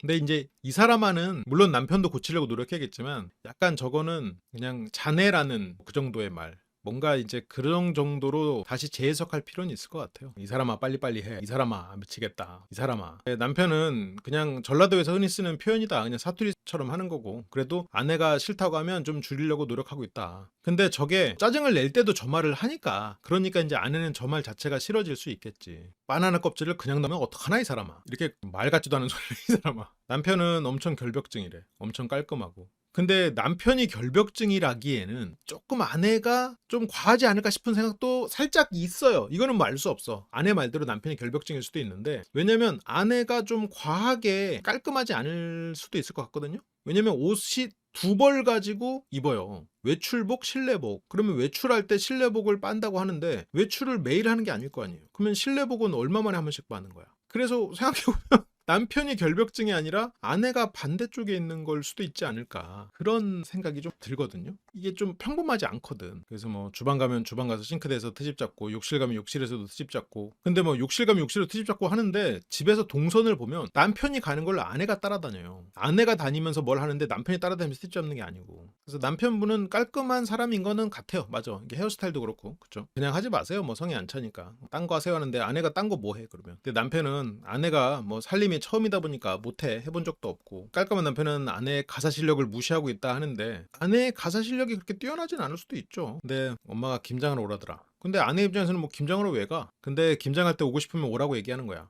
시어머니 쪽에서는 그래도 화해를 요청을 하는군요. 지금 나름 중재를 한다고 하는 건데, 근데 아내는 이미 한번 틀어진 이 관계를 다시 돌리고 싶지 않겠죠. 이 사람아, 너 들어올 때도 뭐라고 했어? 너 계속 우리 식구 안 봐도 되니까, 시간은 안 봐도 되니까 걱정하지 말고 들어오라고 했었지. 그러니까 이제 아내는 아니 시어머니 안 봐도 된다고 해서 재결합한 건데 왜? 이거는 남편도 원하면 안 돼. 자신의 어머니랑 아내가 잘 지내기를 바라는 것 자체는 욕심이에요. 이거는 남편의 욕심이고, 아내에 대한 이해가 너무 떨어지는 거야. 아내는 재결합 조건으로 두 가지를 냈는데, 하나는 시가 교류 전면 금지 약속. 그래서 현재는 시어머니랑 같이 안 사시고, 그래서 나간다고 해서 나가셨대. 그러니까 시어머니도 아들 생각해서 나간 거죠. 아마 아들이 집이나 이렇게 살 곳을 해줬겠죠. 저한테 어머니가 나갈 거니까. 그래서 100m 정도 거리에다가 이제 집을 얻어들였겠죠. 근데 남편은 살다 보면 마음이 바뀌겠지 하는 마음도 있었대요. 그런 거 없어. 이건 욕심입니다. 그럴 수가 없고요. 그러니까 이게 남편이 요즘 젊은 친구들, 이혼수능 캠프에 나오는 뭐 20, 30대 부부들에 비해서 가부장적인 마음이 있는 사람은 맞는데, 지금 이 두 사람의 생활 패턴 자체가 가부장 패턴에 의존해 있어요. 아내는 지금 가부장적인 결혼을 본인이 원해서 한 거예요. 남편이 돈 다 벌어오잖아. 아내가 지금 가정살림 하기로 했잖아요. 원래 그렇게 역할을 나누는 게 가부장적인 거잖아. 근데 심지어 지금 육아할 일도 없어.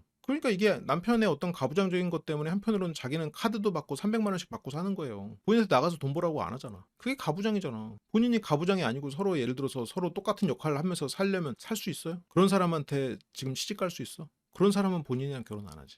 가부장적인 사람이 아니면 아내랑 결혼 안 하죠. 가부장적인 사람의 울타리 안에 지금 들어가 놓고 그걸 가지고 말하면 어떡해. 또 남편은 아내가 여기 살다 보면 좀 마음이 바뀌는 게 그게 맞는 말이지라고 하는데, 예, 안 바뀌어요. 그래서 뭐 안 바뀌면 그건 뭐 사람도 아니지. 그러니까 남편은 자기가 이 사람의 어쨌건 인생을 책임져 주고 있는데 그 정도도 안 하나? 안 하는 사람은 안 합니다. 포기할 건 포기해야 돼요. 포기하고 그러다 보면 뭐 될 수도 있겠지. 아내가 가진 어떤 피해의식이나 이런 죄책감이나 이런 것들이 태소가 되고 성숙해지고 그러면서 어머니에 대한 이해도 되고 그럴 수도 있겠지. 근데 아마 그런 날은 오지 않을 거예요. 왜냐면 이 두 사람은 뭐 자녀를 갖고는 하지 않을 테니까 아이를 키워보면서 아, 부모님들의 마음이 이거구나라고 받아들일 수도 있는데 그런 경험이 없기 때문에 바뀌진 않을 겁니다. 그런 경험이 있어도 안 바뀔 수도 있고. 그래서 이거는 그냥 이 아내랑 살려면 분리해야 돼요. 남편은 아내가 바뀔 거라고 생각하는데 이거는 잘못된 욕심이고요. 그래서 아내는 나는 상처가 너무 많아서 시어머니를 볼 자신이 없다. 근데 여기서도 이게 지금 아내 측 영상이거든요. 위화감이 정말 계속 위화감이 있거든. 그렇잖아요. 지금 우리가 보면서도 이게 남편 영상인지 아내 영상인지 헷갈릴 정도로 지금 위화감이 계속 있거든요. 이 말도 진짜 이상해. 여기서 아내가 말해요. 네가 우연을 가장해서 시어머니 만나게 했을 때도 우연을 가장해서 시어머니를 만나게 했대. 우연을 가장해서. 근데 여기서 남편이 아니 엄마가 교회 가는 중이었잖아 이 사람아. 그 연세 많으신 어머니한테 새벽에 일어나라고 해가지고 지금 오니까 지금 나오세요 이랬다고. 이런 사고방식이 이게 말도 안 되는 피해의식으로 젖어 있거든요. 이걸 보면 아, 다른 사람들이 무시한 게 아니겠구나 생각이 들죠. 이건 말도 안 되는 상상이에요. 현실적이지 않아. 그러니까 막 지나가는 여자들 보면서 막 이랬을 거라고 생각, 여자들 뒷공무에 쫓아낸다고 생각하고 사람을 어떻게 생각하는 거예요? 사람에 대한 너무나 왜곡된 의식이 있으니까 세상이 얼마나 무서울까 이 여자분은. 아내분은 진짜 세상이 무서울 거예요.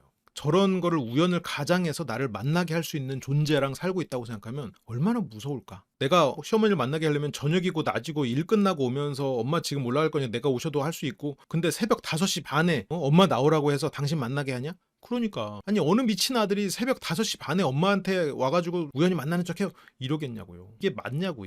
이게 어떤 상상 범위 내에 있는 게 아니에요. 지금 이건 보통의 사람들이 상상할 수 있는 범위가 아니야. 근데 이게 지금 아내 측 영상에 나오고 있다는 게 굉장히 놀라운 일이에요. 이건 남편 측 영상에 나와야 되는 부분이에요. 이걸 어떻게 아내 측 영상에다 넣을 수 있지? 제작진이 우리를 뭘로 보는 거예요? 이거는 남편 측 영상에서 나왔어야 되는 얘기예요. 왜냐면 상식적이지 않거든 지금. 근데 여기서 아내는 이야기할 수도 있는 거 아니야? 그런 얘기를 누가 해요? 본인이 그렇게 뭐 대단히 뭐 무슨 뭐 러시아 황제도 아니고 본인 만나는데 막 그렇게 우연을 가장해서 만나게 해야 되는 거고 지금 어디 뭐 재벌가 2세 지금 몰래 만나는 뭐 그런 거 아니에요. 본인이 그렇게까지 대단한 사람 아니야. 본인을 뭐 얼마나 대단하길래 어머니를 새벽 5시에 깨워가지고 그때 오라고 하겠어요. 세상에나. 그러니까 이제 남편은 이제 답답하니까 이제 야 그만해 해버리는 거지. 근데 아내는 그걸 끝까지 믿고 있어. 사실 새벽 5시 반에 버스 정류장으로 오실 일 없거든요. 새벽 5시 반에 우연을 가장해서 만나게 할 일이 없죠. 그래서 저는 그 상황을 그렇게 만들었다 생각을 한대. 그래서 나를 만나게 하려고. 아내는 제가 그렇게 화난 이유는 나한테 거짓말을 한 것 같아요. 또 지켜지지 않는 약속. 그래서 뭐 돈도 준다고 해놓고 안 줬다. 근데 돈을 안 주지 않았어요. 보니까 3개월 동안 1,100만 원 줬으면 많이 줬어. 300만 원 이상 줬잖아. 근데 이제 그거를 뭐 적게 주고 많이 주고 이러고 있었던 거지. 그래서 뭐 여기서도 좀 얘기가 다른데 남편은 아내가 달라고 했다. 아내는 뭐 남편이 준다고 했다. 뭐 차이는 있어요. 뭐 누가 맞는지 모르겠어. 근데 어쨌건 결과적으로 지금 3개월 동안 줬거든. 매달 300 이상씩 줬더라고요. 그러면 됐지. 지금 보면 그렇게 오래 산 것도 아닌데 받는 거에 감사하지 못하고 어떻게든 조금이라도 못 받은 거, 적게 받은 거, 조금 늦게 받은 거 이런 거에 막 신경 써. 받는 걸 당연하게 생각해. 기본적으로 피해의식이 있기 때문에 피해자 마인드로 사는 사람들은 내가 주는 거는 피해라고 생각하고 내가 받는 거는 당연하다고 생각하는 사람들이 있어요. 그래서 빨리 이걸 좀 회복했으면 좋겠는데 한 달에 300만 원씩 줄게. 그래서 한 달에 300만 원씩 하고 100만 원, 200만 원씩 하다가 지금 올린 거래. 근데 이 사람이 안 주더라고요. 그래서 뭐 왜 안 줘? 이러면서 막 하는 거 있잖아요 하면서 이렇게 빵 웃어요. 아내분 얼핏 보면 되게 착해 보여요. 물론 착하신 분이라고 생각해요. 저는 심성이 착한 분이라고 생각해. 아마 남편도 아내의 어떤 그런 착한 심성을 알고 계속 이 관계를 가려고 하고 있다고 생각해요. 난 진심으로 그렇게 생각해. 아내의 어떤 기본적인 심성이나 이런 건 좋은 분이라고 생각해요. 근데 살면서 너무 뿌리 깊은 피해의식과 부정적인 사고방식의 회로가 너무 강하게 돌고 있어. 억압한 감정들이 너무나 커서. 그래서 한편으로는 좀 답답하면서도 안쓰러운 부분이 있어요. 진심이야 이건. 근데 이게 너무 심해. 너무 심해서 그래서 나 돈 필요 없거든요 하면서 그냥 웃잖아. 이게 나는 좋은 사람이라는 걸 증명하고 싶어 해. 그냥 카드 마트 다닐 때 카드로 쓰고. 그러니까 실제 생활비는 남편 카드 사용하고 있고 300만 원 뭐 그렇게 받고 한 거는 또 다 넣어놨어. 그러니까 카드는 카드대로 받고 돈은 돈대로 받고 이러고 있어 지금. 그래서 뭐 혼인신고만 하면 약속을 어기는 남편이라고 하는데 이건 아내 쪽 피해의식이에요. 혼인신고만 했다고 약속 어기지 않았어. 그래서 뭐 아내는 그래서 내가 혼인신고만 하면 바로 이혼하는 거야. 아내는 남편한테 뭐 해줬는데요? 남편은 그래도 늦었어도 결과적으로는 300만 원 이상씩 맞춰줬고 살집도 마련해줬고, 아내는 남편한테 뭐 해줬는데 10년 전 사진 가지고 잡돌이하고, 남편 지금 사회생활 못하게 말리고, 뭐 기타 치러 가면은 전화해서 못하게 하고, 남편의 일상을 망가뜨리고 있는 건데 지금 300은 재혼하고 나서 받았고, 친정어머니는 결혼하고 2주 안에 10만 원 드린 거고, 그치? 그리고 결혼 전에 카드를 줬고, 근데 그때 해봤자 2주밖에 안 됐어요. 재결합하기 전에 같이 산 게 2주밖에 안 돼. 같이 살았다고 해봤지만 산 것도 아니고, 그동안에 아내는 뭘 해줬냐는 거지. 결혼한 지 뭐 2주밖에 안 됐는데 뭘 얼마나 해줘야 돼. 그래서 바로 이혼하는 거야. 뭐 혼인신고하면 돌변해서. 혼인신고하고 살아본 게 2주밖에 안 됐잖아. 그래서 내 인생을 뭐 네가 한 번도 아니고 2번씩이나 내 인생을 망치러 가잖아. 그랬으면 재결합하지 말지. 너랑 네 주변의 행복을 위해서 내가 불행해야 하냐? 지금 300은 3개월씩 해가지고 1100만 원 줬어요. 뒤에 뭐 1100 얼마 나오더라고. 지금 재결합한 지 3개월도 안 돼가지고 1100만 원 쌓여서. 처음에 그때부터 뭐 안 보고 이혼했는 동안 돈을 주진 않았지. 처음에는 카드를 줬지 그냥. 아내의 지금 이 말 되게 의미심장한데, 너랑 네 주변 사람들의 행복을 위해서 내가 불행해야 되냐? 남편은 항상 그렇게 살아왔어요. 아내가 지금 남편 때문에 불행한가요? 아니야. 남편 때문에 행복한 순간이 있었고 돈을 받고 미래가 안정화가 됐죠. 아내의 이 말은, 이건 미안한 얘기인데, 본인이 부모한테 하고 싶었지만 못했던 말이에요. 본인 마음 깊은 곳에 숨어있는 말인데, 본인이 내가 엄마 아픈 것 때문에 불행해야 돼요? 내가 부모님 힘든 것 때문에 내 인생이 불행해야 돼요? 하지만 그렇게 못해. 이 아내는 아마도 효녀였을 테니까. 그래서 그게 억압돼 있어. 내가 부모님 때문에 내가 불행해야 돼요? 그 말을 못하고 억압돼 있으니까 그게 누군가한테 나타날 수 있으면 그게 거기서 터져. 제가 이런 심리 항상 얘기했죠. 부모에 대한 양가 감정이 있어. 근데 내가 부모를 미워할 수 없어. 부모 때문에 내가 불행한 것 같아. 내가 죄책감이 생겨. 부모가 나 때문에 불행한 것 같아. 양쪽이 다 있어. 내가 부모 때문에 불행하지. 엄마 투석하는 거 40년 동안 보면서 내가 불행했지. 내가 엄마 때문에 불행해야 돼요? 이 생각이 있어. 하지만 이 생각하면 어때? 불경스러워. 나는 효녀니까. 우리 엄마 잘못한 거 없으니까. 그래서 이 감정은 묵혀두고 속으로 가라앉아. 그게 언제 터져요? 누구랑 터져? 부모랑 비슷한 존재를 만나서 비슷한 경험을 하는 것 같으면 거기서 터져버려요. 10배, 100배로 터지는 거야. 남편한테 터져요. 이런 심리의 맥락은 내가 거의 일주일에 한두 번 정도는 꼭 나오는 것 같아. 종종 나오죠. 근데 항상 이렇게 적용될 때 생각해보면 신기하죠. 그 맥락이 여기에 이렇게 적용되는구나 라는 게 신기하지. 실은 이걸 보고 나면 아 그렇구나 하고 당연해. 왜냐면 그 맥락이 같거든. 근데 그게 당사자는 몰라. 지금 우리도 이거를 이렇게 해석하고 나니까 아 같은 마음이구나 알지만, 우리도 이걸 연결시키기가 힘들 때가 있는데 당사자가 모르죠. 아내는 그래서 효녀였을 거고, 그래서 그 효녀로 사는 동안 마음 깊은 곳에 억압된 그런 감정들이 존재할 수밖에 없죠. 힘드니까 삶이. 그런데 그게 본인이 그 감정을 인지하면 견딜 수가 없어. 왜냐면 이렇게 훌륭하신 부모님, 그리고 스스로의 잘못 때문에 일어난 일이 아닌데 부모를 미워할 수는 없잖아요. 그러니까 그걸 계속 눌러 여기서 빵. 그렇죠. 효녀 정체성, 그게 한편으로는 자신의 죄책감, 한편으로는 억압된 부모에 대한 원망, 본인은 인지하지 못하죠. 그래서 자신의 처지를 생각해주지 않는 남편이 야속한, 자신의 처지를 생각해주지 않는 부모가 야속한. 왜 야속해? 왜 처지를 생각해주지 않아? 아픈 사람은 어쩔 수 없거든요. 아픈 거 고통 어쩔 수 없거든. 거기다 돈도 써야 돼. 어머니가 40년 투석하면 경제적으로 어쨌건 돈을 써야지. 자식은 아껴야지. 그게 부모님을 위하는 길이지. 자신의 처지를 생각해주지 않는 부모가 야속하기만은. 하지만 야속하지만 어때? 숨겨야지. 본인도 그 감정을 마주하면 안 되지. 계속 억압됐겠지. 그게 여기서 터지지. 똑같은 감정이죠. 아내는 서러워. 그 서러움이 어디서 왔을까? 본인의 삶에서 온 거예요. 그거를 마주하는 순간 아내는 분은 많은 부분이 회복되실 거예요. 실은 성장하실 거예요.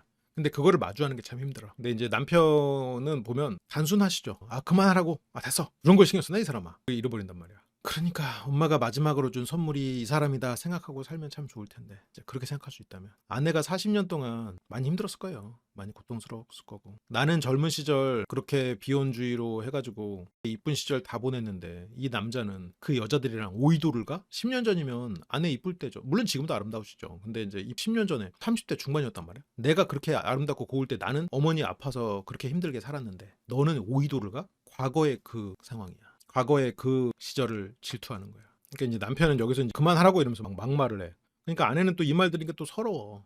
근데 아내가 여기서 남편을 왜 잡돌이 하는지도 알겠어. 그래서 더 안쓰러워요 한편으로는. 근데 이게 진짜 아내가 생각만 좀 바꾸면 얼마든지 여기서 진짜 행복하게 살 수 있거든요. 재밌게 살 수 있잖아. 두 분이서 보니까 막 알콩달콩 재밌더만. 같이 등산도 하고 셀카도 찍고 둘이서 같이, 그러면 참 좋을 텐데. 남편 또 방송 일 하고 하면은 가가지고 또 아 우리 남편 저렇게 멋있나 하면서 또 같이 그런 것도 보니까 종교도 같은 것 같더만. 그렇게 아내는 울고 남편은 나 씻는다. 그러면서 아내는 과연 이 사람이 내가 병들거나 늙으면 나를 책임질까? 나를 끝까지 책임지고 챙길까? 이게 아내가 두려워하는 건데 남자에 대한 좀 왜곡된 시선이 있는 것 같아요. 남편은 아내를 책임지든 안 지든 지금 남편에게 받는 돈만 모아도 아내는 본인의 노후가 책임져 져요. 지금 아내처럼 경력이 지금 단절돼 있었죠? 경력으로서 뭔가 이렇게 스펙이 막 쌓이지 않는 상태에서 아내 나이에 300씩 한 달에 받을 수 있는 일은 초고강도의 일이에요. 그런 일을 하기는 힘들잖아요. 지금 초고강도의 일도 아니고 초고강도의 일도 안 써줄 가능성이 커요. 실은 미안한 얘기지만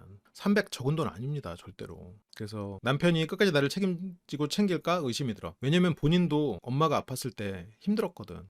그래서 이런 의심이 사실 들어가지고 나를 끝까지 책임지고 챙길까 하는 의심이 사실은 들어서 하루빨리 이혼할까 하는 생각을 한 거죠. 그러니까 이게 정말 혼란형 애착의 전형이야. 하루빨리 이혼할까? 이혼하면 책임지는 사람이 갑자기 생겨요? 그나마 책임질 가능성이 있는 상황을 본인 발로 차는 거면서 하루빨리 이혼할까의 명분이 이 사람이 나를 책임지지 않을까 봐? 이것도 앞뒤가 안 맞는 얘기잖아요. 언젠간 내가 버림받을 거니까. 그러니까 나는 버려질 존재라는 자신을 사랑하지 않는 사고방식에서부터 나오는 말이에요. 이것도. 그러니까 이게 한 가지 본질이 있고 거기서 막 파생되고 있는 거거든요. 지금 언젠간 내가 나는 버림받아 마땅한 사람이라는 생각이거든. 그래서 내가 버림받을 거니까 지금 아내분의 멘트들 이런 말들 쭉 보면 굉장히 교과서적이에요. 전형적인 사람이야. 나를 사랑하지 않는 사람이 그 사람이 어떤 피해의식에 젖고 그 피해의식으로 편가르기를 하고 그걸로 자신을 피해자로 규정하고 그래서 탓하는 거를 두려워하고 그리고 항상 불행할 만한 요소들을 끌어와서 내가 왜 이렇게 불행한지 너의 탓이야 라고 얘기하고 이런 것들이 굉장히 전형적이에요. 지금 이것도 언젠간 내가 버림받을까봐 이것도 전형적인 말들이거든요. 그래서 남편에게 뭐 할도리는 해야지 이러면서 블루베리 하고 그래서 아내가 남편한테 또 잘해요. 잘 못하는 거 아니야. 나름 한다고 해. 근데 서투른 것도 많고 근데 그 이상으로 잡돌이를 좀 많이 해서 그렇지 피해의식 때문에 남편 퇴근하기 전까지 집안일 하다가 빨래도 하다가 기다리는 거지. 남편 끝날 때쯤엔 뭐 마중을 가요. 남편 또 마중을 가. 남편 마중 가고 남편하고 잠깐 간단하게 운동하고 운동도 이렇게까지 가까이 붙어서 하나요? 조금 떨어져. 팔 벌려 길이만큼 떨어져. 그쵸. 행복을 누리는 순간 불행해져. 왜냐면 행복은 불행의 시작이거든. 이게 불안하고 그리고 불행에 가까웠던 사람들은 행복한 순간이 오면 더 불안해요. 불안이 안 불안해. 안 불안한 게 불안해. 그 마음이 돼버리거든요. 그래서 아내는 무언가 새로운 시도나 이런 거를 잘 못할 거예요. 아마 그래서 어떤 면에서는 이혼 숙녀 캠프에 신청한 것 자체가 아내분한테는 굉장히 성장의 계기가 될 수도 있을 것 같아요. 지금 생각해보니까 문득 생각나는데 아내분이 기본적으로 새로운 시도를 굉장히 못하는 사람인데 이혼 숙녀 캠프에 신청했다? 그렇다면 이분한테는 이게 굉장히 좋은 계기가 될 수도 있겠다는 생각이 드네요. 그러니까 나도 이분들이 안 헤어지고 서로 잘 맞춰가면서 살면 최소한 아내에게는 본인이 남은 삶을 그래도 가장 최선으로 행복하게 살 수 있는 기회일 거라고 생각하거든요. 그런데 과연 그거를 이제 행복이라고 느낄 수 있을지 모르겠네. 남편하고 같이 운동하고 모든 생활 패턴이 남편에게 맞춰져 있는 아내. 그래, 남편한테 엄청 맞춰지고 하거든. 근데 맞아. 이게 제가 아까도 거위의 배를 가르지 말아야 된다라고 얘기를 했던 게 아내분의 이런 방식을 이게 제가 이 두 분이 이렇게 하다가 서로 정들면 이대로 사는 거지라고 했잖아요. 근데 문제는 뭐가 또 문제가 생기냐면 이 두 분은 지금 정이 그렇게 들 정도로 관계가 깊지가 않아요. 물론 두 사람의 마음은 깊고 사랑이 크겠지만 지금 같이 산 게 4달밖에 안 됐어. 언제 돌아서도 실은 이상하지 않은 사이예요. 그래서 만약 이 분들이 5년 10년 살면서 이런 모습을 가지고 있다. 그러면 아내분이 좀 마음 달리 먹고 이렇게 할 수가 있는데 문제는 지금 이 사람들 신혼이야. 그래가지고 남편이 에이 못해보겠다. 돌아서 버리면 진짜 아내분은 그래 그럴 줄 알았어 하고 상처 속에서 외로움 속에서 살아버리는 거지. 근데 여기서 그래도 아내가 조금씩 개선되는 모습을 보이고 남편도 아내를 또 지지해주고 이러면서 조금 아직은 좀 문제가 있지만 서서히 나아지는 모습 그러면서 또 정이 들고 이러면서 좀 시간이 좀 한 해가 두 해 되고 두 해가 세 해 되고 이러면서 그냥 쭉 같이 나이 들어가는 이런 모습 물론 좋죠. 좋은데 아내분에게. 근데 이제 문제는 이게 빵 터져가지고 남편이 아예 못하겠다 이렇게 해서 해버리면 아내는 본인 말대로 지금 이 결혼 생활이 불행하다고 하지만 결혼 생활이 끝나면 뭐가 있는데 아무것도 없잖아요. 지금 본인이 낙이 뭐가 있어요. 삶의 낙이 본인의 삶에 뭐가 존재해. 물론 이 말은 참 미안한 말입니다만 그걸 찾긴 해야 돼요. 근데 어떤 거든 남편이랑 살든 이혼하든 그걸 찾긴 해야 돼. 삶의 의미를 찾아야 돼요. 우리 모두 마찬가지야. 삶의 의미를 찾아야지. 지금 여기 다 남편한테 맞춰져 있잖아요. 이것도 보면 남편은 거울 보고 하고 있고 아내는 지금 남편 보고 하고 있어. 아내의 취미는 남편이에요. 남편한테 중독돼 있거든. 본인도 그걸 인정해야 돼. 그래서 남편은 본업 외에도 다양한 활동을 이어가고 있다. 아 그래. 아니 40년 50년을 혼자 살아왔는데 다양한 활동도 하고 그러면서 혼자 살았겠지. 아무것도 없이. 근데 이게 자기 업도 있고 여러 가지 활동도 하니까 혼자 사는 삶이 풍요로웠었겠지만 아내는 일도 안 하고 물론 일을 중간중간 했지만 그럼 고정적인 일도 없고 다양한 활동도 없이 그럼 뭐 하고 살았던 거야? 이게 지금 아내 영상인데 이게 무슨 말이에요? 지금 이게 남편 영상 쪽에 있어야 되는 내용이에요. 아내는 도대체 뭐 하고 살았는데 지금? 뭐 드럼도 치고 기타도 치고 봉사도 하고 뭐 방송반도 하고 그리고 뭐 관리소장도 하고 그렇게 해서 혼자 살았어. 그래요. 그럴 수 있겠다 싶어요. 근데 아내는 뭘 했죠? 아 어머니 병간호 그치 그랬지. 거기에 삶을 갈아 넣었을 수도 있겠죠. 그러면 지금 아내한테 뭐가 남았어? 그게 한편은 안타까운 부분이네요. 맞아. 병간호를 했겠죠. 그렇겠네. 근데 아내는 그런 남편이 질투나. 나는 병간호하고 살았는데 너는 여자들이랑 오이도를 갔었어? 이렇게 되는 거야. 그래서 밖에 놀러 다니는 게 일이죠. 그렇게 살아왔지. 그래서 결국 대화할 사람도 없이 언제나 혼자 남겨지는 아내 이러는데 아니 아내분이 20살도 아니고 나이가 지금 46이에요. 일을 가진 것도 아니고 대화할 사람도 없는 상태면 아내는 도대체 어떻게 살아온 거예요? 어떻게 살아온 거예요? 안타깝습니다. 어떻게 살아온 거예요? 여기서 남편이 없다고 해서 혼자 남겨지는 게 두 사람이 결혼한 지 뭐 10년이 됐어, 20년이 됐어. 여기서 뭐 혼자 살아야지 뭐 이렇게 하는데 아내 이혼 의사는 200%였는데 근데 여기서도 봐봐요. 어제처럼 싸우면 당장 이혼해야 되는데 이렇게 가만히 있어도 짠해서 싸우면 해소가 돼요. 이게 환승연애 같은 데서도 혼란형 애착 계신 분들 나올 때 있거든요. 그럴 때 보면 두 사람이서 갈등이 빵 터졌을 때 이 사람들 더 가까워지겠는데요? 그렇게 말할 때가 가끔 있어요. 왜냐면 그런 어떤 혼란스러운 사람들은 갈등과 불안함을 통해서 가까워짐을 느끼거나 안정감을 느끼는 경우가 있거든요. 그래서 어제 싸우면서 뒤통수 보니까 짠해. 갈등 속에 짠함을 느껴요. 갈등 이후에. 그래 아내한테는 지금 어머니가 떠난 이상 지금 남편밖에 없어요. 아내한테는 다른 선택지가 없어 지금. 그러니까 남편한테 더 몰입하는 상황이 돼버렸어.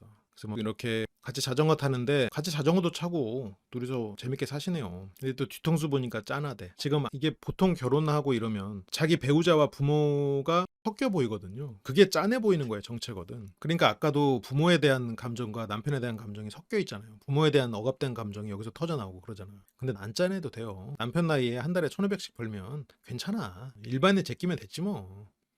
혼자 둬도 누구보다 행복하게 살 수 있는 사람이에요. 짠한 마음으로 있을 거면 안 있어도 됩니다. 본인의 삶을 위해서라면 있어도 좋아요. 본인의 삶을 위해서 나는 이 행복을 놓치지 않았으면 좋겠다는 생각이 들어요.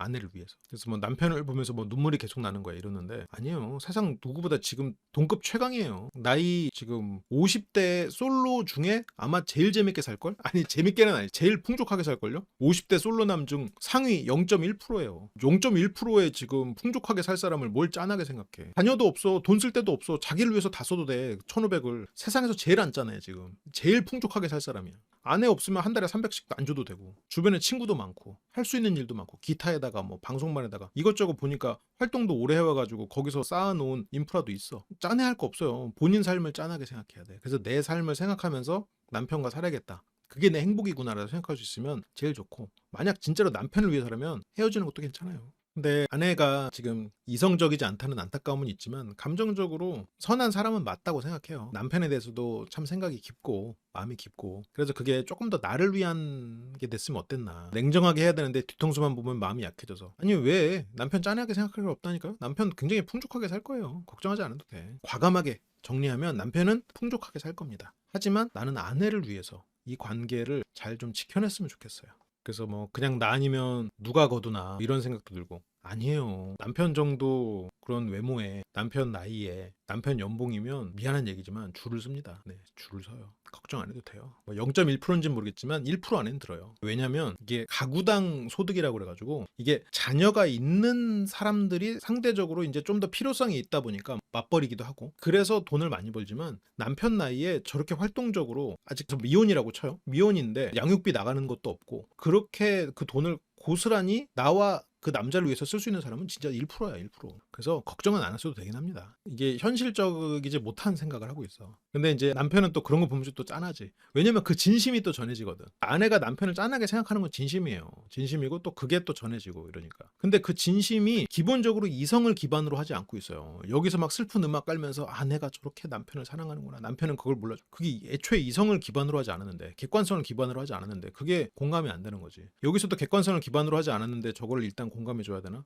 아니에요. 일단 아니 전혀 짠하지 않아. 남편 잘 살 거야. 굉장히 풍족하게 살 거야. 심지어 아내 측 영상이 끝이 나고요. 그래서 아내는 남편을 엄청나게 좋아한다. 그래, 맞아. 그래서 여기서는 뭐 아내 측 영상 보면서 남편 편드는 거 아니지만 여기서 이제 진태현 씨도 남편 문제 많지만 근데 아내분 영상 보면서 좀 돌아보세요. 지금 진태현 씨도 아내가 가진 위험성을 알기 때문에 일단 피해의식이 있기 때문에 말을 조심해야 하는 거거든요. 종종 분석을 받고 싶어서 나는 솔로에 나가고 싶다라고 댓글을 달아주시는 분들이 있는데요. 제가 직접 여러분들이 스스로를 분석하고 알아갈 수 있는 시간을 가질 수 있도록 인생 PT 수업을 진행을 하고 있습니다. 수업에서는 스스로를 알아갈 수 있도록 내면 탐구, 객관화 시각, 이런 것들을 훈련을 하고 있고요. 늘 반복되는 감정이나 행동의 이유가 궁금하신 분들, 그리고 앞으로의 선택이 더 나아지길 바라는 분들께 이 수업이 분명한 방향이 되어줄 거라고 생각합니다. 내가 왜 그런 반응을 하는지, 왜 비슷한 상황에서 같은 후회를 반복하는지, 그 이유를 스스로 이해하고 싶다면 함께 해보시길 추천드려요. 인생 PT는 한번 수강하신 분들이 다시 찾는 경우가 많은데요. 그만큼 수업이 실질적인 도움을 주고 깊이 있는 변화를 만들어주기 때문이라고 생각합니다. 그리고 단순한 강의가 아니라 심리적 안전망이 형성된 커뮤니티에서 감정을 훈련하고 자신을 성장시키는 경험이 되는 공간입니다. 수업을 같이 들으시는 분들과 함께 심리를 공부하면서 자연스럽게 교류가 생기고 서로의 심리적인 연결과 신뢰가 쌓이게 되고요. 그 과정에서 감정을 자유롭게 표현하고 연습할 수 있는 안전한 공간이 만들어집니다. 다양한 사람들과 자신에 대해 더 깊이 알아가고 싶으신 분들은 인생 PT 함께 하시면 좋을 것 같습니다.